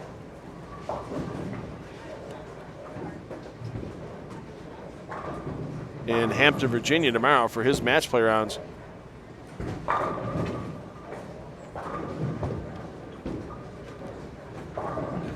And we thank all the pro shops and bowling centers that have us on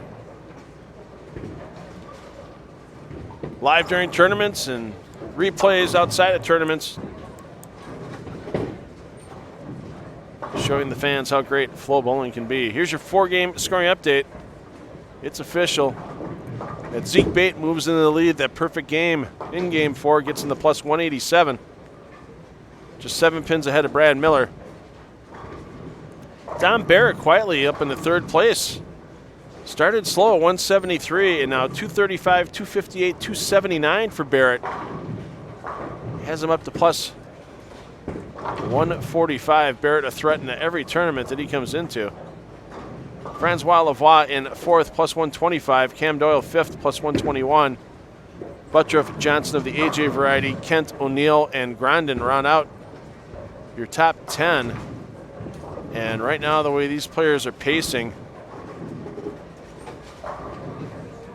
there's some players on A squad that should be getting a little bit worried.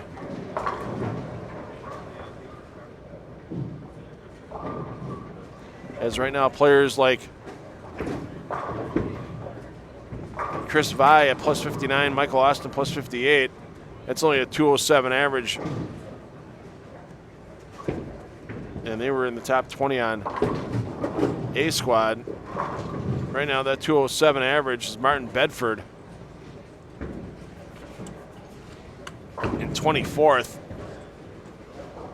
So you're going to have to be looking around being plus 80, plus 90, I think, by the time this is done, in order to advance to Cashers round tomorrow morning.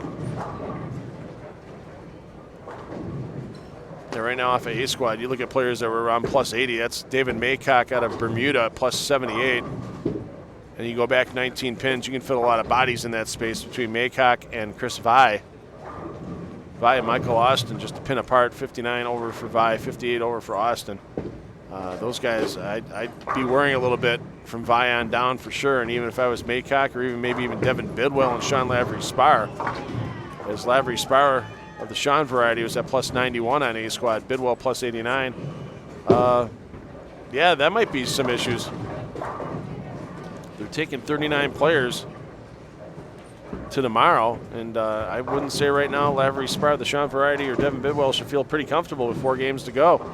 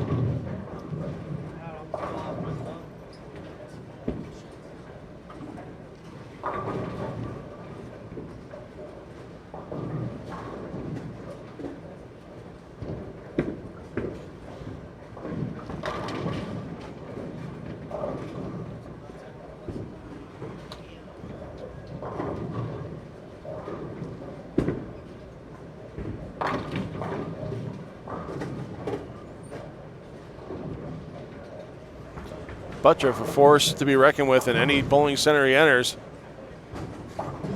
except for when he forgets to pay the singles entry fee and he's bowling doubles. I got to find out that entire story. I know part of it is he was bowling the Bowlers Journal competition in Las Vegas, and he had already set a pretty high score in the 800s for 3 games, and then just came in to bowl doubles with some other people, didn't pay the singles re-entry fee, and had a score that would have beat out A.J. Rice for first place and $10,000 for first in that Bowlers Journal tournament at South Point, Las Vegas. You live, you learn, I guess. But there's no guarantee if he paid that singles entry fee, if he would have thought about it and thrown those quality shots at the end that got him into the 850s. $10,000, I don't care who you are, that's still a lot of money. Waiting at the end of the rainbow, and sometimes the disgust of knowing that you don't have a chance at it could make those shots a little bit easier than knowing you need the strikes in order to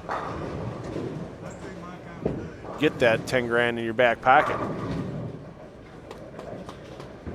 Heck, I've choked off enough shots over 10 bucks, let alone 10,000.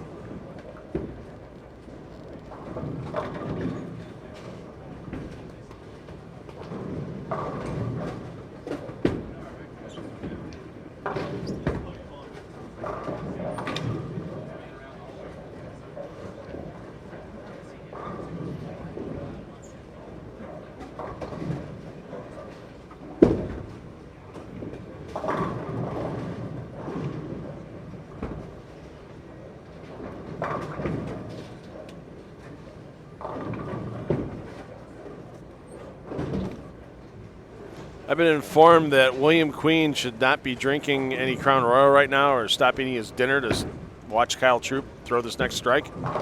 Supposedly, William Queen, #1 fan of Kyle Troop back home. I believe it. Here he watches FloBowling all the time, especially when Kyle's on. And this shot dedicated to William Queen. That time, no bird dog on the 10. You see right there, Kyle not happy with the release.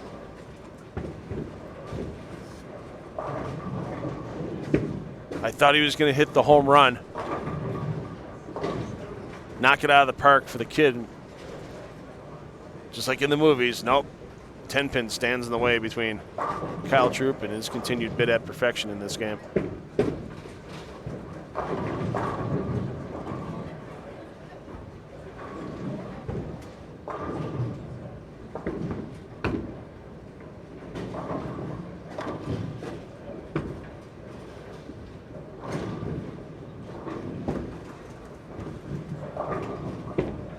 Troop with the spare. He keeps motoring forward.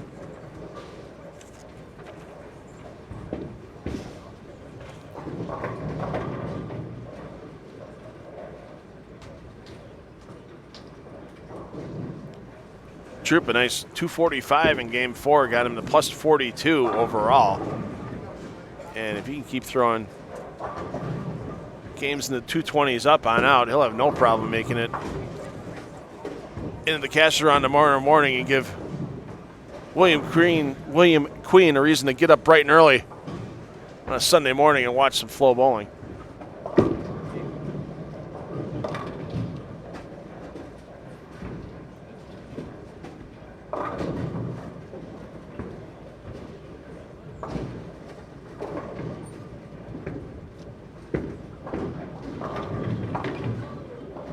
How did that 7-pin stand? 2 pins hit it at the same exact time, stood it right back up. Many times the laws of physics can help a player on the lanes. That time, definitely hurt Kyle Troop.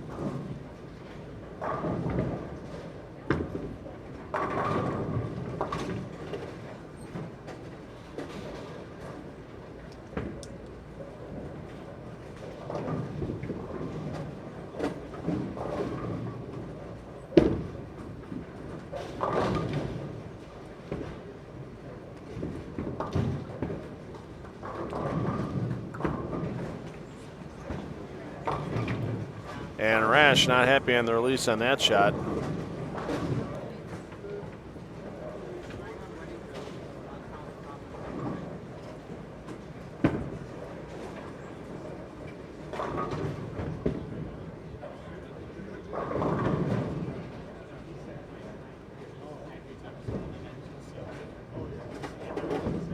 Rash currently sitting at plus 25 after his first 4 games.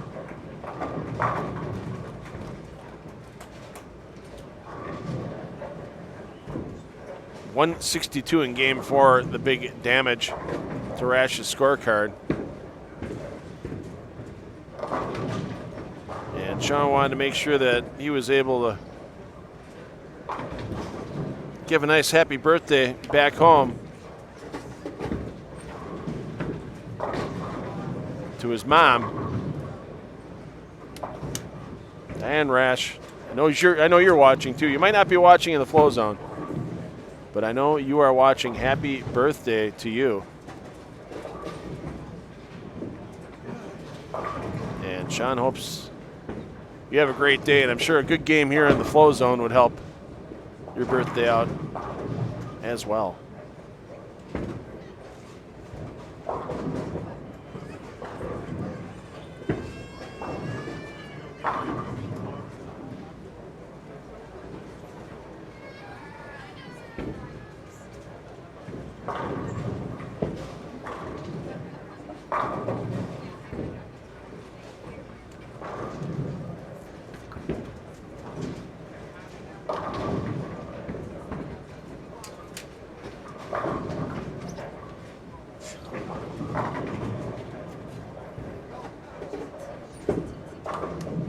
And Diana, if you're watching, cookie trade in Aurora.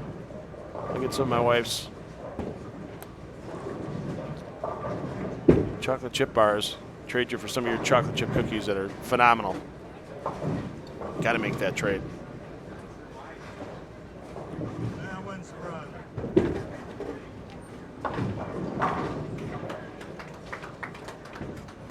Back on track for Troop.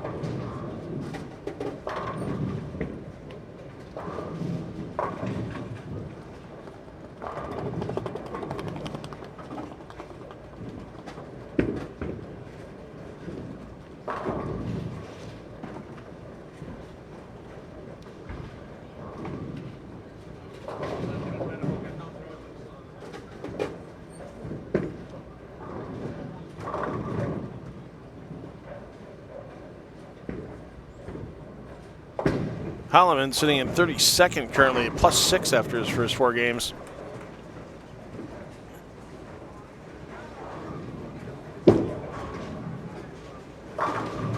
Holloman can't get anything big going. Started with 171, followed with 221, but then just +14 for the next 2. Leaves Holloman at that +6 number. But once again, no need to get fully impatient as of yet. We saw the Greg Young experience earlier today.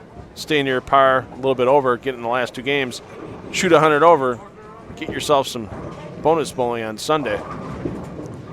And you'll see a nice feature with Greg Young and some other rookies later on, if not during this competition, later on in the week on FloBowling.com.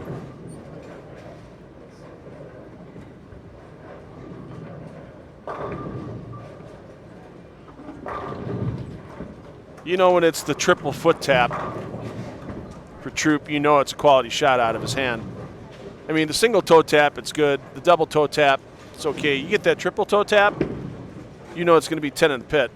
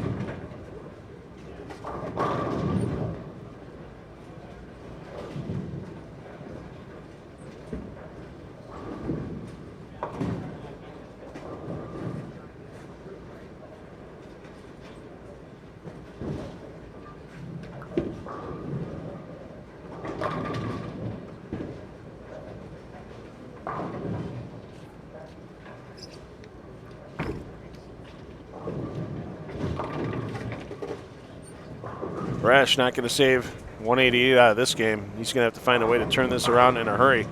He's looking at games back-to-back in the 160s. And for a man that's had some success here in the past, he's only got 3 more games to figure it out and make his way in the Cashers round tomorrow morning. Game 6 of this B-Squad qualifying coming up next. Here in Lubbock, Texas, South Plains Lane's the site for the PBA Lubbock Sports Shootout, presented by Ebonite.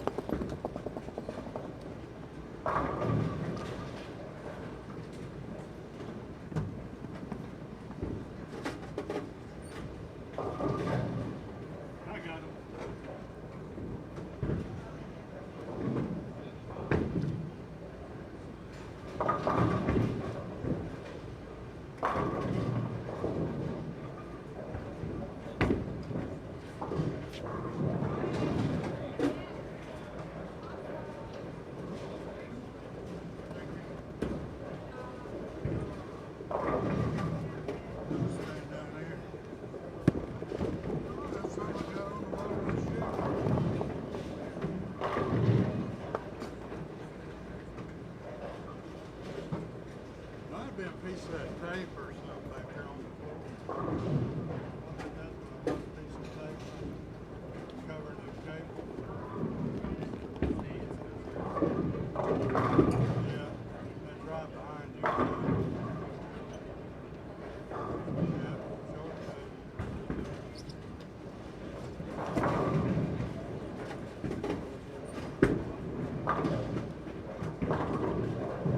I think it got off that tape they got laying on the carpet.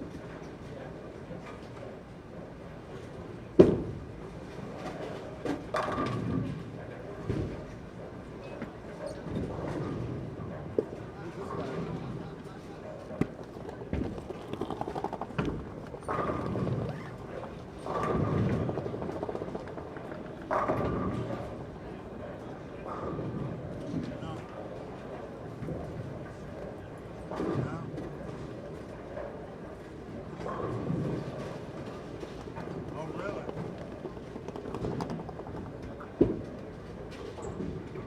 No, it's all good. That's the only thing I figured. Picked it up on my heel or something. Or no, it hadn't been on the slide.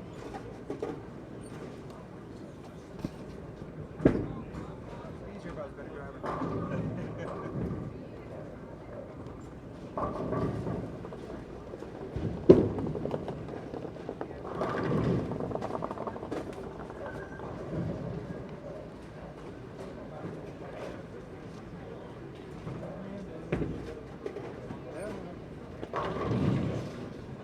If I have 9 more of those, I'll get back into it.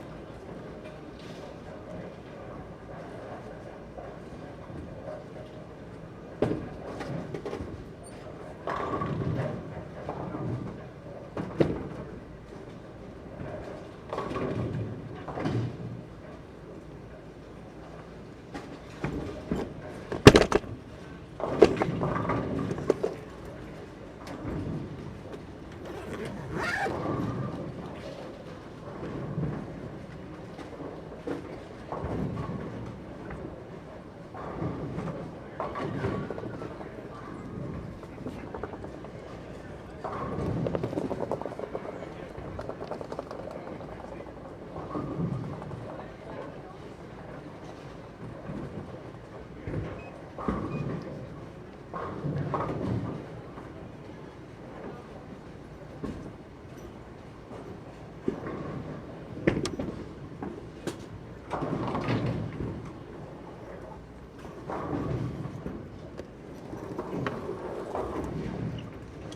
care of those. Yes, sir. Thank All you. right. No problem.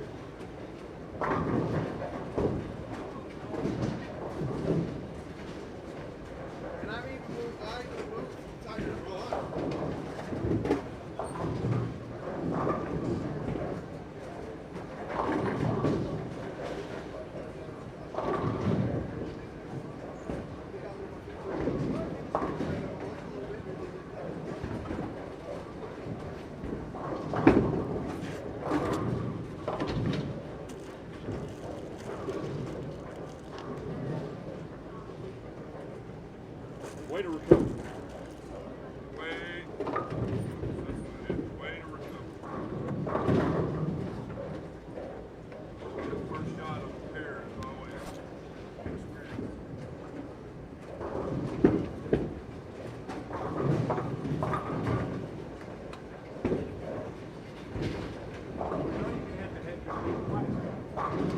on the second ball.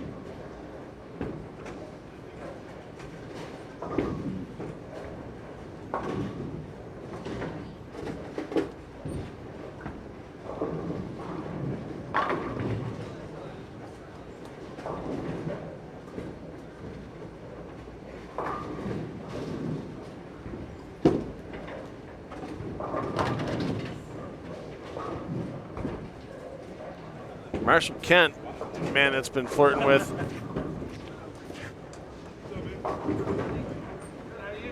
Leaderboard earlier today, sitting in 12th after 5 games as we're sitting here in game 6. He's at plus 103. He's sitting good. Quality finish. He keeps popping 220s like he's average for the first 5 games. He'll see action tomorrow. Brad Miller jumps back in the lead. Miller, after 5 games, a plus 224. Put a 244 on the board for Miller in game 5. Zeke Bayt second, plus 199. A.J. Johnson third, plus 186. Don Barrett fourth, plus 163. And Francois Lavoie and Joseph Grandin tied for 5-6 spot at plus 146. Barnes 143 over. Buttroff 137 over. Peters 132 over. And McElliott 108 over. Round out your top 10. Nice game by Kyle Troop in game 5. The flow zone 265. And once again, even if you're a little rough early on, you get a couple of big games together, get yourself in contention in this event. And Troop has done that. 244, 265 for Troop's last 2 games. Puts him in 11th at plus 107. And we mentioned that Kyle Troop is tied with Bill O'Neill for 12th and 13th at plus 103. Stu Williams plus 102. Dylan Burns plus 100. And this tournament has a history of making first-time tour winners happen, with E.J. Tackett and Jacob Buttroff doing that in 2015 and 2016. Could we see another first-time winner on tour in this event? There's some players in contention. They're still looking for that first tour title. A.J. Chapman, Brad Miller, Anthony Lavery Spars, Zeke Bayt, A.J. Johnson, Josh Montgomery, Sean Maldonado, all players fitting that category.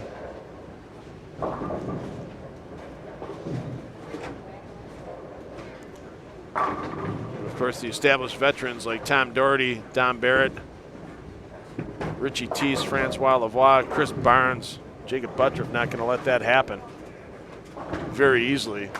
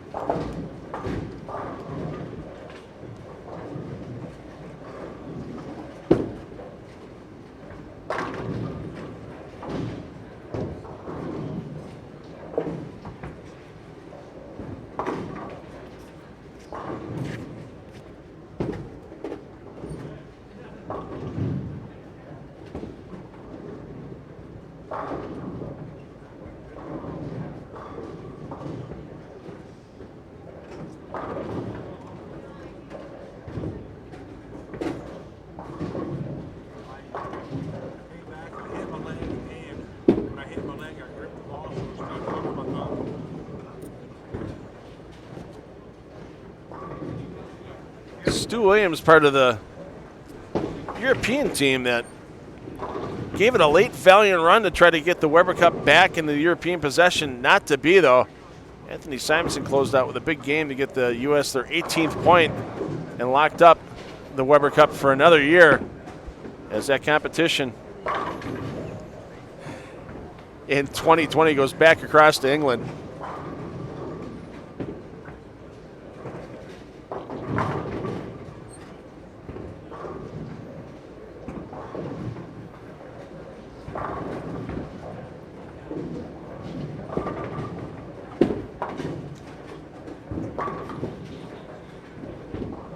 I will.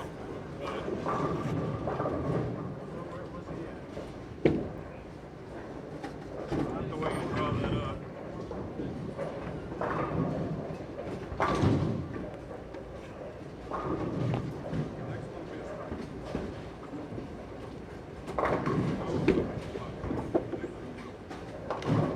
Next one will be a strike. Don't need no luck.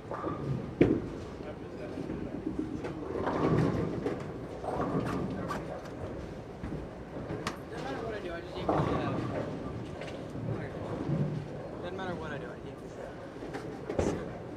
Whatever, just throw it right there.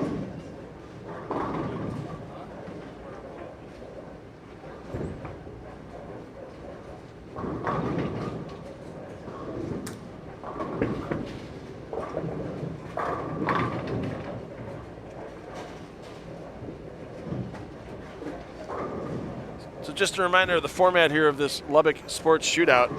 Top 39 players after this 8-game qualifying block is complete. All advance to tomorrow's cashers round. Pinfall does carry over throughout this event. And those 39 bowlers come back at 9:30 a.m. Eastern time is, well, it's rarer than they used to be, but you see there Marshall Kent throwing away a single pin spare conversion.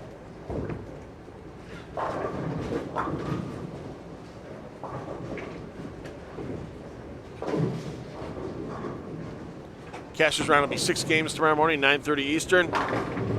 After those games are complete, the 14-game totals will give us our top 16 players advancing to match play. 1:15 p.m. Eastern to start for match play. 8 match play games, 7 scheduled, and the always important position round that will get us to our top 4 for the stepladder finals beginning at 5:15 p.m. Eastern time. Jake Peters currently sitting in 16th on the evening, plus 132 for Peters through his first 5 games. No games under 200 yet for Peters. Closest he got was a 206 in game 3. Bounced right back though, 245 in game 4, 237 in game 5.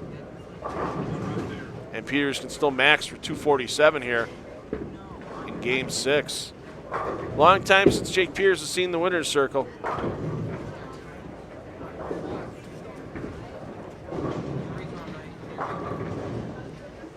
Last time we saw him there,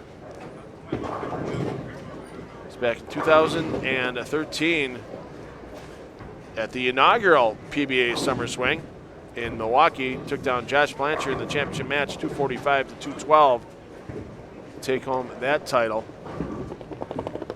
And of course, Summer Swing this year coming to you courtesy of the title sponsorship of FloBowling. Last week of August from Aurora, Illinois, Parkside Lanes, your site.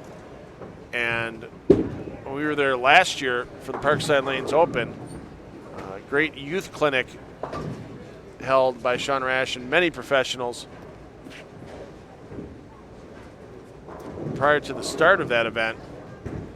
And even though it's over 2 months out to that youth clinic, it's almost sold out to get information if you're in the Chicago area or willing to make the drive and get some tips and tricks from some of the best players in the game for free.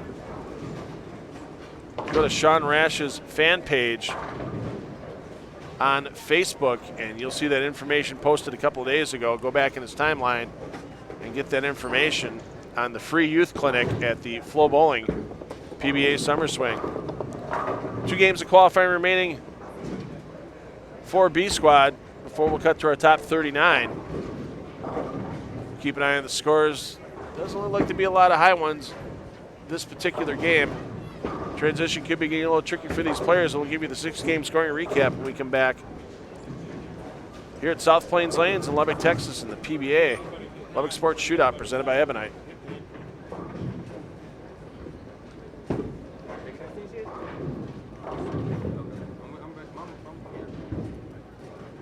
Good, I'm not alone.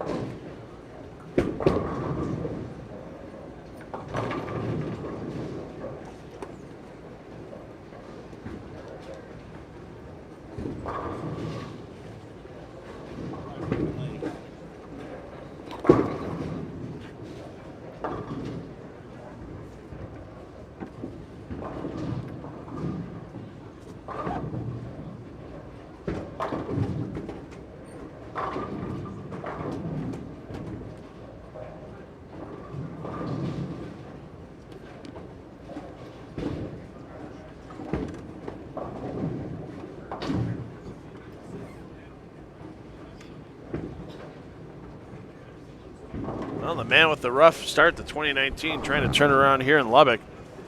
Francois Lavoie on this pair of the man who's been in the top 2 the last couple of games since popping that 300 game a little earlier. Zeke Bayt, Landbeck, and Sambueno round out this foursome. Should have the game 6 scores coming across the wire shortly.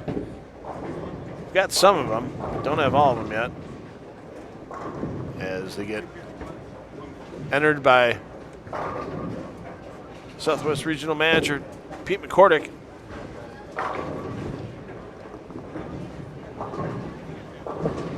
Pete's still pretty competitive in the bowling game. Had a good run at the Super Senior Classic and the Senior Masters out in Las Vegas. Good 10-day run for him out at Samstown. Pete's one of those guys where he's not out there to have a social hour with everybody else and relive the old days back on tour. He's one of those guys where if he's not going to be able to compete for trying to get that title and take it home, he's not going to bowl. So it was good to see Pete out there again. You know, these regional directors, a lot of them quality players back in the day, but the commitments you need to make in order to run these regions, jump into other regions as needed if there's multiple events in a weekend. It's tough to keep the big commitment to your own bowling while you're helping put on great events across the country. So it's nice to see guys like Pete McCordick get a check from an event once in a while.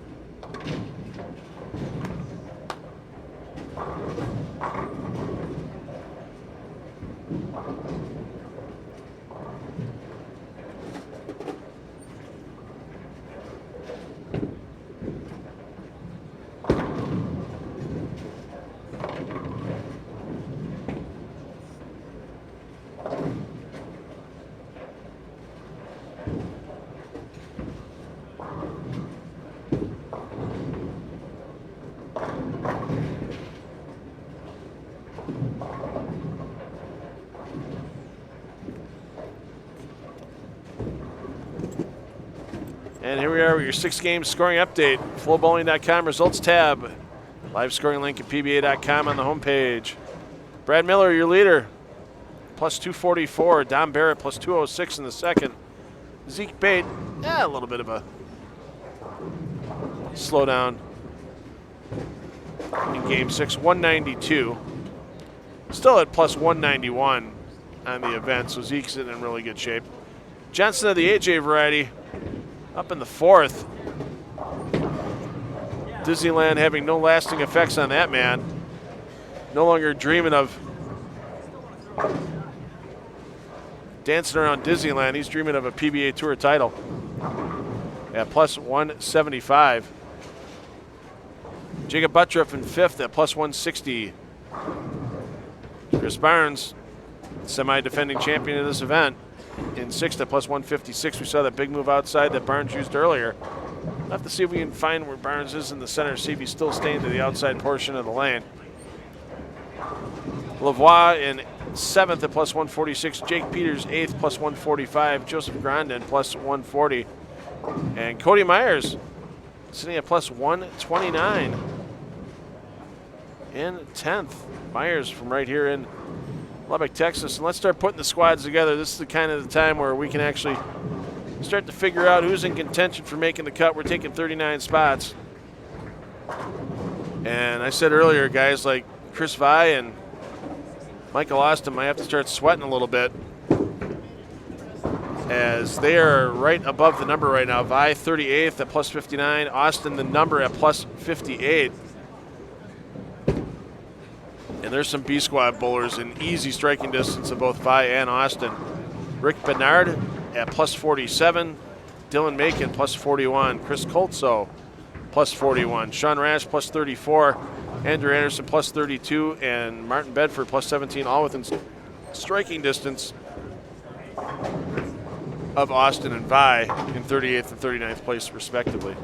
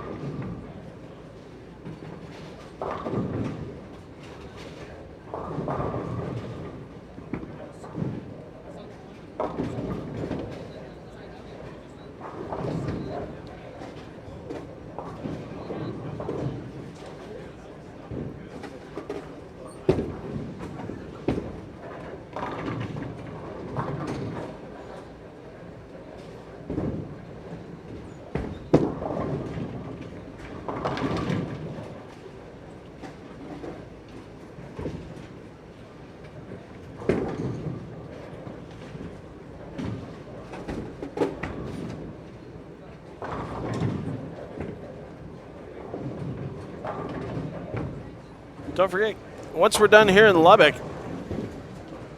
after we wrap up the step ladder tomorrow evening, coverage starts from the Team Masters on Monday, July 1st. Over 250 of America's best middle school and high school age bowlers will be battling it out in that unique format. Teen Masters bowling ball. They can have a couple of them. They can be drilled a little bit differently or have a little bit of a different surface. But it's the same bowling ball for all players in the field. Very low volume oil patterns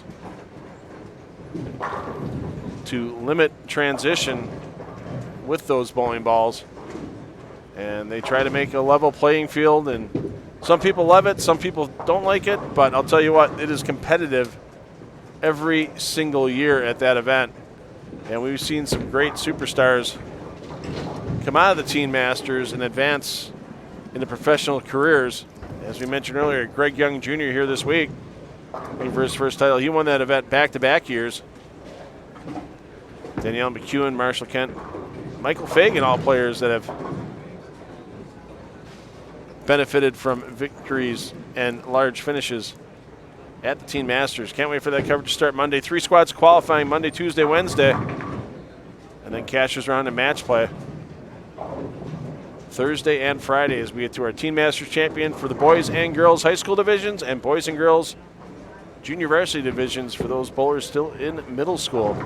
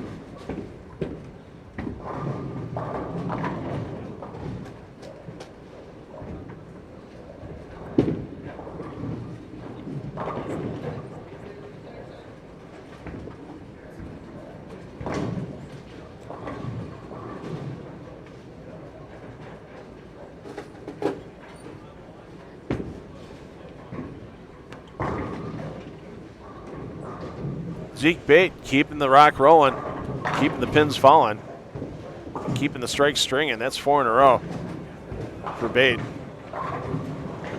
New faces coming into the flow zone in Game 8. Sean Rash will be back in the flow zone. He's struggling, trying to make it back into the top 39. Jacob Buttroff having a solid day. We'll see him in the flow zone. And Kyle Troop, after a slow start, Troop has himself in good position at plus 119 after 6. So battle to the finish for a few of these players here at the Lubbock Sports Shootout presented by Ebonite. You're watching it in the flow zone. And This event from start to finish exclusively on FloBowling.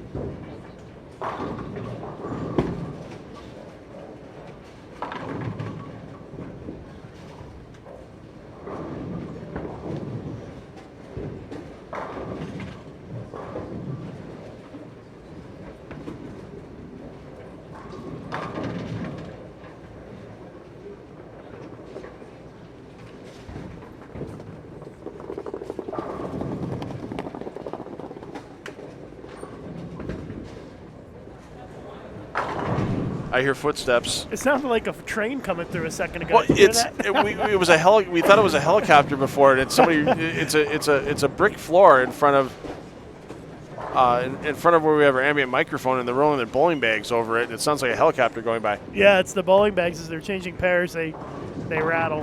By the way, that's Phil Brylow. I'm Lucas Wiseman. This is Game 7 of the. Oh, hear it? There it is again. This is the Game 7 of. Here comes. The, Here comes. Here yep. comes. That was a little there it quiet goes. on that one. Yeah, a little quieter. This is the final squad of qualifying here at the Lubbock Sports Shootout. Well, Phil, we kind of prognosticated incorrectly that the scores would be a little bit lower on this B squad, and guess what? That's the opposite. Everybody's like, oh, B Squad is going to be lower scoring across everybody. And it turns out, everybody's wrong. Yeah, we kind of talked about at the beginning of this round, guys like Chris Vine, Michael Austin probably aren't going to be safe at plus 59, plus 58 off a squad earlier today. Now it could be, David Maycock out of Bermuda, he's at plus 78. That's kind of iffy, maybe even too. That's iffy. And by the way, Zeke Bayt crushing it. 300 game earlier. Yeah. Can strike out here in the 10th frame for 279. Are you kidding me? Yeah, he's on a six great. bagger, yeah. He's having a nice day. And that's still the same ball in his hand that we saw during the 300 game. I just put that 300 game on FloBowling.com. So if you missed it earlier, you can check out the final 3 shots. Greg Clark with the awesome camera work on that Zeke Bayt 300 game. So check that out. Yeah, not a lot of room for Greg to work. You got to kind of shoehorn yourself in between the fans, the bowlers, all their bowling equipment, all our FloBowling live stream equipment, and he found a way to shoehorn himself in there and get the quality shots needed. Speaking of quality shots, this is a guy who's been making a few of them today, Francois Lavoie. And, boy, you talk about a guy that just had a 2019 start that he was just not happy with. Yep. He was one of those guys that you're thinking, oh, man, it's got to be a sure thing for the playoffs for a guy like Frankie. First year he's coming in, and he's, with the playoffs, he's going to be one of those guys that's got to be in there. And in 16 events at this point, he's got 5 cashes, and he's got just, a high finish. Another strike for Zeke, by the way. Another one, he'll be at 279. Yeah, high finish was at the Masters in 19th. I mean, it's been a rough 2019 to this point for Frankie, but once again, Team Canada Trials made his way through that. He'll be representing Team Canada again in international competition. And Lavoie, still another solid game, keeps himself from falling under 200 with that first strike in the 10th. So Zeke strikes here on this shot, 279. That moves him to plus 270, just 2 pins behind the score that Tom Doherty posted this morning. So he very well sends up 278 plus 269. He very well could be your leader at the end of this day, depending on what Brad Miller does and some others. But Brad Miller on this squad leading at plus 244, then Dom Barrett 206. That was after Game 6. Miller's actually over on 23 and 24. He just got finished. So Miller was, let's see, 256. So he's now more than 300 over, it looks like. Yep. He was, well, actually, he's going to be exactly 300 over. So he's going to be your leader. And some guy named Tom Doherty is no longer in the lead as he walks past and shrugs his shoulder. He looks really upset by that at this point in time. Tom, 272 over, 234 average, had a great day. He's going to be in great shape for tomorrow. But, it looks like these guys are kind of putting up some big scores, and it's, thought it was a good chance Tom Doherty was going to be the leader at the end of the day, but not so much anymore. Yeah, I mean, a lot of names that everybody knows from the PBA Tour sitting in that top 39. There's a few names from guys that are local that are PBA members that just bowl a lot of stuff in the Southwest region. Josh Montgomery came in on A-Squad, 178 over. Shot a great round. An older, a guy that's a PBA 50 member earlier today with James Watson, plus 105. Which proves that the old guys once in a while can keep up with the young kids. So there's some surprises in there, and one of the surprises is that Jason Belmonte is down in the middle part of the pack for the players advancing to tomorrow. Right now, Belmo sitting in 25th at plus 113 after his opening effort today, and I'm sure there's been a few things being thought of right now other than Twitter posts and Facebook posts by Mr. Belmonte back in the hotel room. He may be watching. Who knows? He could be. In this tournament, it's one of those events where we don't drop the pins or anything. It just kind of goes all the way through to the finals. It's not like the matrix of fairness on the PBA 50 Tour. So, with a short duration event and getting out to a big start like 270, 300 over, boy, that goes a long ways to try and make them the show tomorrow. We've got 6 games tomorrow in a cashers round at 8:30 a.m. And then round robin match play, although I don't really call it a round robin. Modified It's a round modified round robin. It's not true, is it? The 8 games for that, and then we go to the stepladder. And only 4 players in that stepladder, so only 3 matches involved. So that makes position round even more interesting because you have the 3-4 matchup, 5-6 matchup, and we've had some of these 4-person stepladders who are the field's so tight. A prime example was Marshall Kent a couple of years ago in Delaware, where he jumped from 7th to 3rd with a solid last game of competition. Yeah. So we usually see with these shorter formats, there's never a boring position round. Let's put it that way. Yeah, especially in these events where there's not a lot of time for separation, as you're saying. So you end up with a really tight grouping going into that last game, and sometimes these position rounds can be more exciting than some of the longer duration events like a U.S. Open or a Masters, or not a Masters, but like a U.S. Open or a TOC or one of those events. So it'll be an interesting day tomorrow. And then the stepladder, if you're wondering when that starts, that's at 4:15 Central Time tomorrow afternoon. And it's only 3 matches, so it's going to go fast. It's going to be over in less than an hour, or about an hour. About an hour it usually takes here, yeah. So 4:15 to 5:15 Central Time. You want to make sure you're tuned in live for that right here on FloBowling. And if you happen to miss it because you're out doing some shopping, it won't take long to be in the archives. It'll be up, minutes after it airs. They've really done a lot of work at Flow Sports to improve that archiving system so that it's pretty instant now. So it's really nice to be able to watch it back if you miss it, pretty shortly after it finishes going live. Yeah, it's pretty funny watching this, where most of these players on average are moving 7 pairs. I think the last game, all these players are moving. So now there's this big cross right in the middle of the Flow Zone booth, where guys are going to the left, and it's the whole field. Half of them are going to the left, half of them are going to the right. You hear all the bowling bags rolling by our microphones. That's right. It's quite amazing watching this traffic jam of fans and players and bowling bags. And no one gets damaged in the process. That's the most incredible part. Well, I always heard you, Phil, talk good things about the Lubbock and the event here, and they do such a good job. And they've done a great job with this tournament. It's a short tournament, but they've done a great job. And you got quite a few fans out here supporting the event. The local media has been out here covering it every day. So they do a nice job here. Concourse is a little narrow, but not terrible. Yeah, it's built, a lot of those Brunswick recreation centers that were built in the 60s and 70s. I know they used to have a building that was similar to this one in my hometown, Milwaukee. You may have remembered it back in the day as South Park Lanes. Sure, yeah. Where they had the Women's National Championships back in the early 2000s. And yeah, it's the same size building, same everything. They've got the brick wall, the brick separation from the bowling area to the concourse.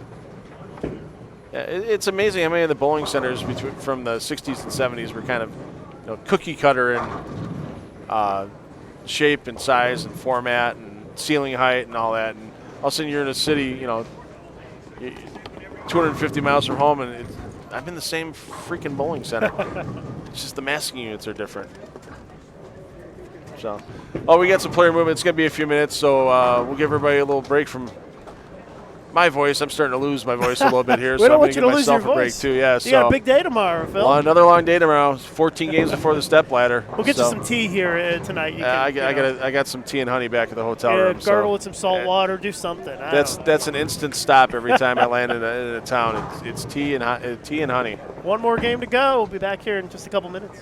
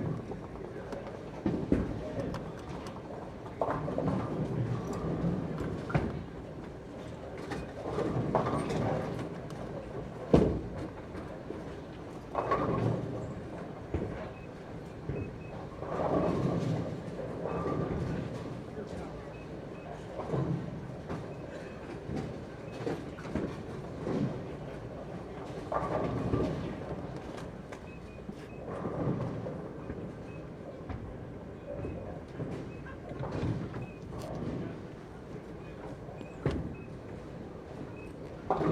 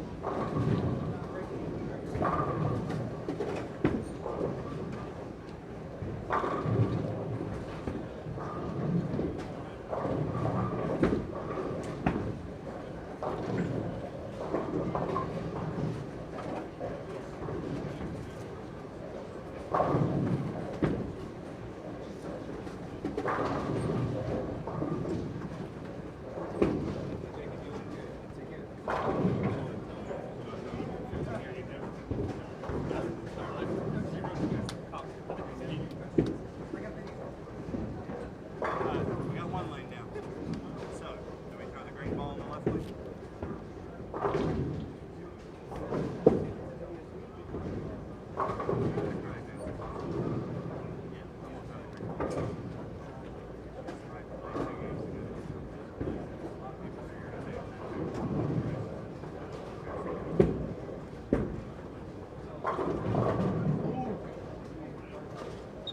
Throw that one ball on each lane.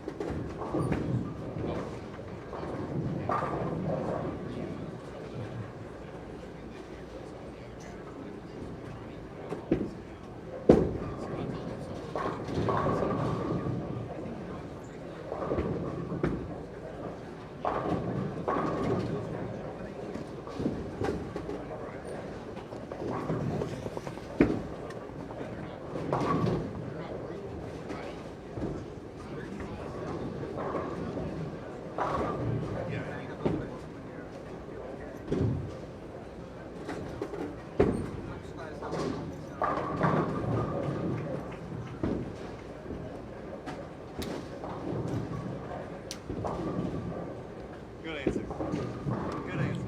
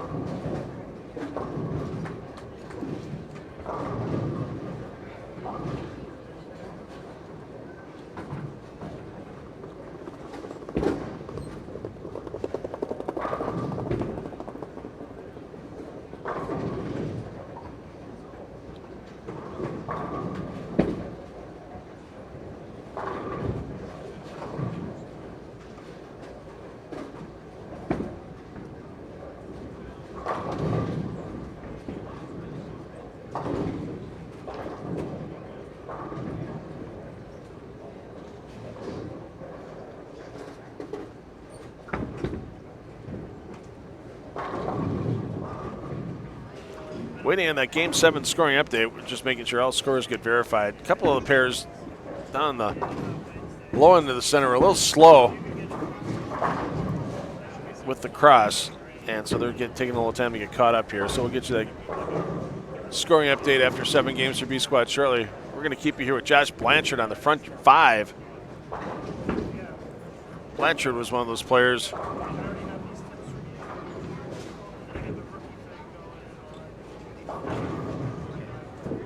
that was in solid at plus 90 after 6. I mean, if you didn't have a bad Game 7, we should see some competition for Josh Blanchard tomorrow, especially with this finish.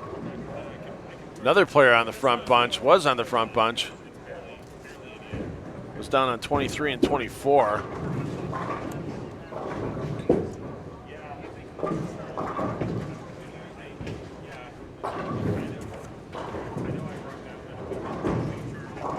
That was Rick Bernard, just up to 3-6-10. Rick was one of those players trying to fight to get into the top 39. Same thing with Sean Rash on his pair. Rash on the front 5. So we've got a couple players in flow zone coverage looking to continue opening 5-baggers.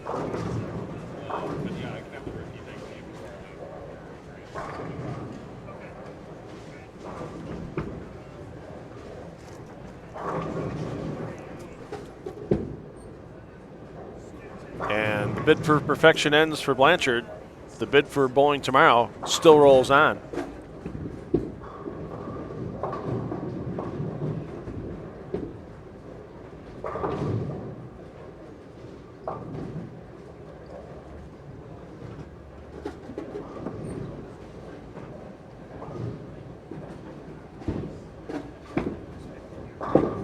So after 7 games, Sean Rash is the man just outside the number at plus 52. Number is still Michael Austin at plus 58. Chris Vide just a pin ahead, both dead scores from A Squad. And Rash leaves the 7-10 at a very inopportune time. But Rash just needs to get one, throw another double, stay clean. He'll be in good shape for bonus bowling tomorrow.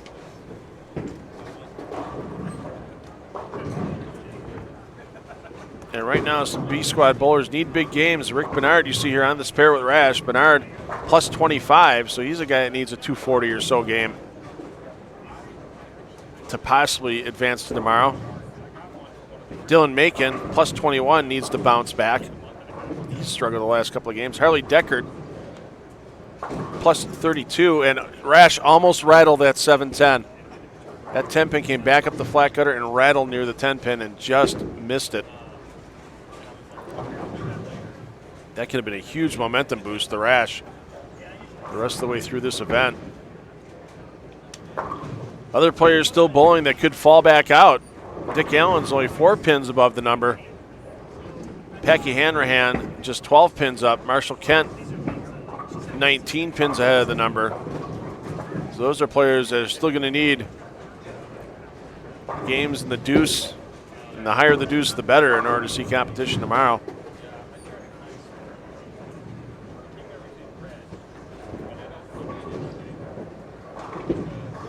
McElliott. Not a good time for that miss of the single pin, but he's at plus 143. We'll see McElliott in Cash's round tomorrow morning.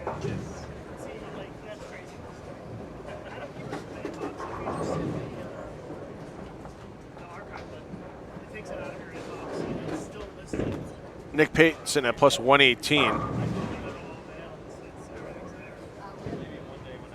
Pate sitting just fine for tomorrow's Cashers round. Josh Blanchard plus 100. We'll see Blanchard tomorrow. He still has the possible 279 this game.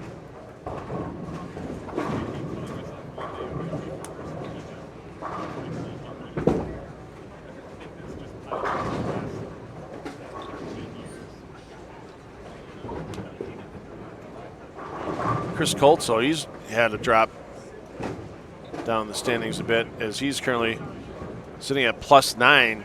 He's given a lot of pins back, 173 in game 6, 168 in game 7. And that's going to pretty much end any effort he has towards seeing Sunday morning bowling here in Lubbock.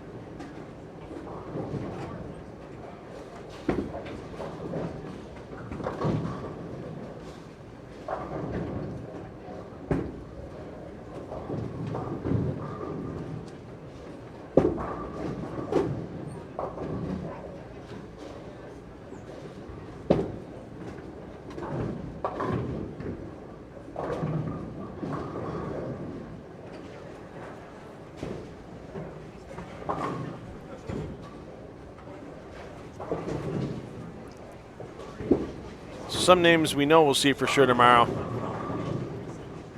Brad Miller, Tom Doherty, AJ Chapman, Zeke Bayt, Tom Barrett, Anthony Lavery Spar, AJ Johnson, Chris Barnes, Josh Montgomery, Sean Maldonado, Frankie Lavoie, Richie Teese, Darren Tang, Jake Peters, just some of those players. Kyle Troop, we'll see him tomorrow as well.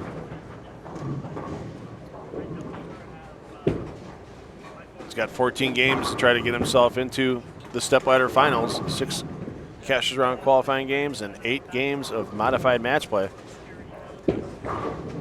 And Troop working on the front 4.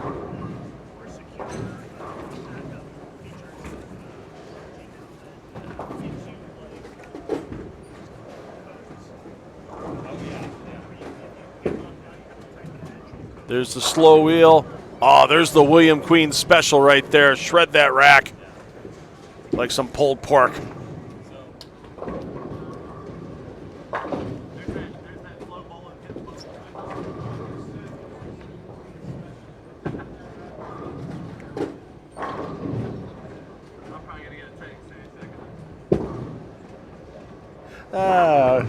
You overheard Cal Troop right there by our microphone. Cal pretty fired up right now. I'd be fired up too on the front 5 in game 8 of qualifying here. Looking to get himself into exquisite position for tomorrow's Cashers round.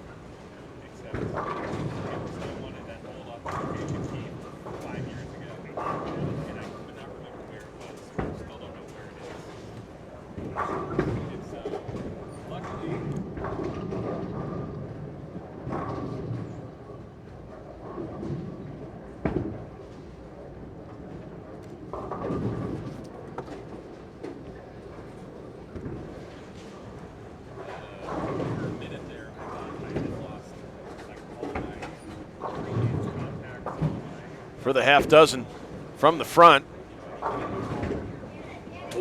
Oh, 10 pin.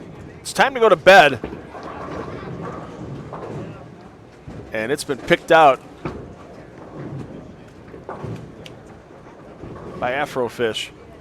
Big shot here for Rash. He's the man just on the outside looking in. Only needs 207 to get by Michael Austin, and he's going to get more than that with that big strike in the 9th frame. Keeps that ball in the lane. He's still in the 2 teens, even with an open.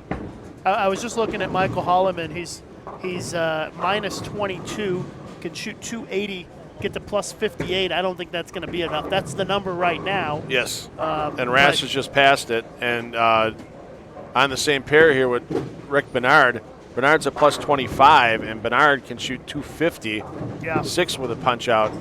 So Michael Holloman can finish the day on a good note, but I just don't think it's going to be enough. But he needs to strike out to have a chance. Right. You know, you got to give yourself a chance. Yeah. But yeah, Michael, if he strikes out here, he'll shoot 280, get to plus 58 on the day. And it's going to be a long drive back to Memphis for Holloman, going, where can I get a few more pins back in these 8 games? Because that's probably all it's going to be by the time it's done. And sometimes it's easier to throw them in the end when you know it probably doesn't matter. Cameron Doyle is going the wrong direction. He's plus 95, 94 in the 7th with a strike in the 8th. It looks like. So he can strike out for 184. He's up right now, isn't he? Yeah, and that would put him at plus 79. He might need to. There you can see him on the far right side of the screen. He got the double, so that's big for him. He's going to need a big finish to stay up there. So Bernard, big shot there. He'll be in the 250s, keeping it on the lane, and that gets him in the plus 80 range. And that's going to get him past quite a few people, and that's going to – looks like we're going to see Vian Austin on the outside looking in. Dick Allen, do we know where Dick Allen's at right now? He might actually be done already because he had a pair with 3 on it. So I think Dick Allen's already in the clubhouse. Don't know what he had, unfortunately. He was on 7. He's on 7 and 8, so they're not quite done. They're not quite done. I'm going to go take a peek at that score. In the last game here, making the run toward the cut, Michael Holloman with a 7-pin. That's going to end his tournament. There's no way he's going to make it in the plus 40s now. But a good finish for him to the day. It'd be a 269 with a spare, but needed more than that. Here comes Phil with the update. 224 for Dick Gallen. He's in safe. He's at plus 86. Yeah. So yeah, guys like Kent Hanrahan, they might not be sitting safe. Maycock plus 78. He might be getting passed by as well. I mean, right now, that's 81 over for Rick Bernard. So yeah, it's going to be interesting as we get into who's going to stay in. Let me go see what Marshall Kent had as well. He's down in that low end. Scores have been big here in Squad B. After everyone thought they'd be a little bit lower scoring as Kyle Troop's run comes to an end at the front 6. Just left that single pin. Troop is safely inside the number plus 130 currently. Jacob Buttriff plus 139 after 7. Marshall Kent 177, loses 23 of the plus. That puts him at plus 54. Yeah, he's going to be on the outside looking in for the former champion of this event. He's toast, looks like. A lot of movement. When you only have an 8-game block, open yourself up to a lot of movement in one game. But a nice jump here by Rash. He's going to be solid in. He can be in the plus 100 range with the punch out, and that's with a pocket 710 in the 6th frame that he almost converted. We're going to keep a close eye on Cameron Doyle because he's going to be right there near that number as well. He's not on our pair, but he's off to the right. So he's on 25 and 6. Yeah, you'll see the ball go on 26 as he's getting ready to bowl. There it is. Gets the 10 out. That's a big strike for Cameron. As he tries to stay inside the number plus 95 currently, can max at 184 this game. That's plus 79. That keeps him ahead of Maycock by a pin if he strikes out. Who's that? That's, For Doyle. Doyle. Yeah. He might need all of it. You never He know. might. I wouldn't want to be in this plus in the 60s because you know that's. I mean, that Dick might be Allen's tough. Dick Allen's moved past Doyle, and 3 dead scores. Yeah, Lavery, Spar, Bidwell, and Maycock. Didn't Bernard move past him too? If possible? Yeah, Bernard's in. Bernard's plus 81. Yeah, so he's already ahead of Doyle. Right. We don't know where Decker's at right now, so I gotta take a peek. He might be done. It's gonna be a tight finish here. Doyle is getting ready to bowl right now. We'll let you know what he does. As we wind down our final game of qualifying. Oh, 2-4 for Doyle. Yeah, so that's going to be it's going to be in the 180s. It looks like this game.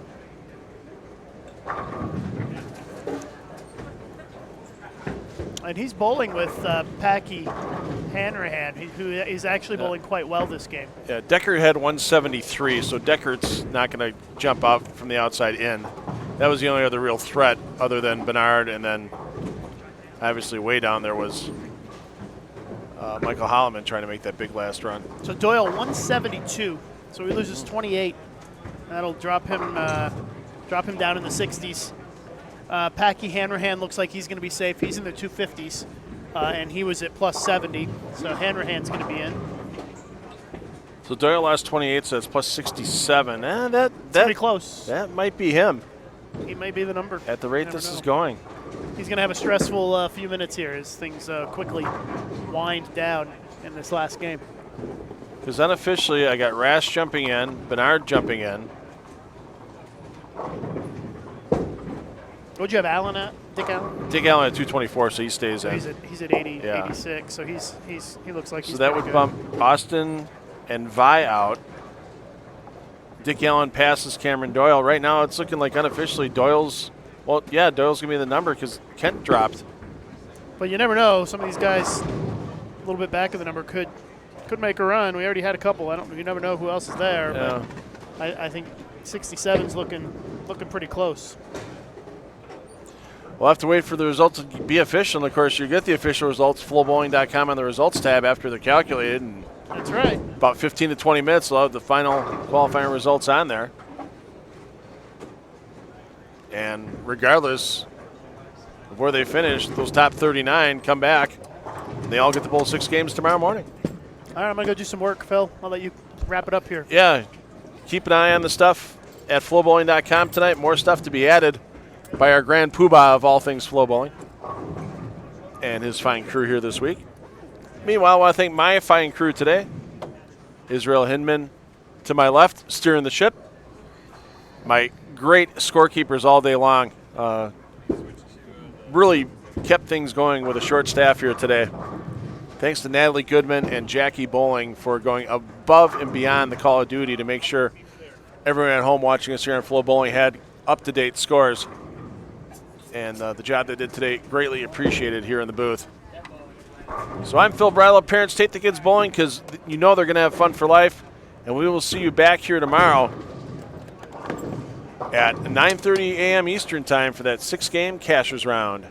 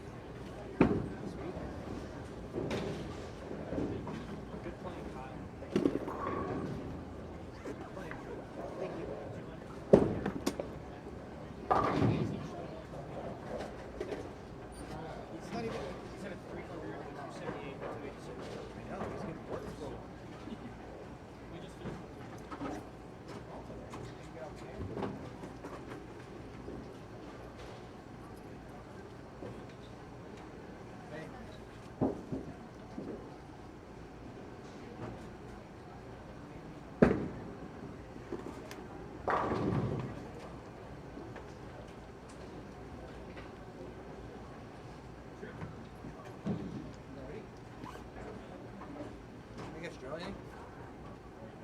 Huh? I asked, do you think I should? It's not all about you.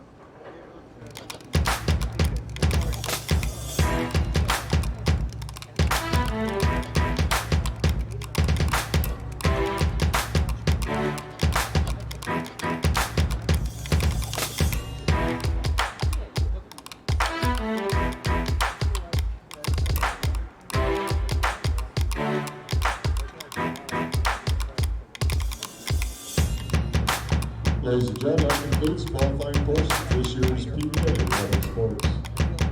Open presented by Evanite and FloBowling.com. As soon as all the score sheets been turned in and the scores verified, we'll announce the score to advance to the capture round. Top 39 players from the day's qualifying and will advance to the capture round. These players that have not turned their score sheets in yet, once we complete them, please turn them into the front counter. Again, once all the scores have been verified, we'll announce the score to advance to the capture.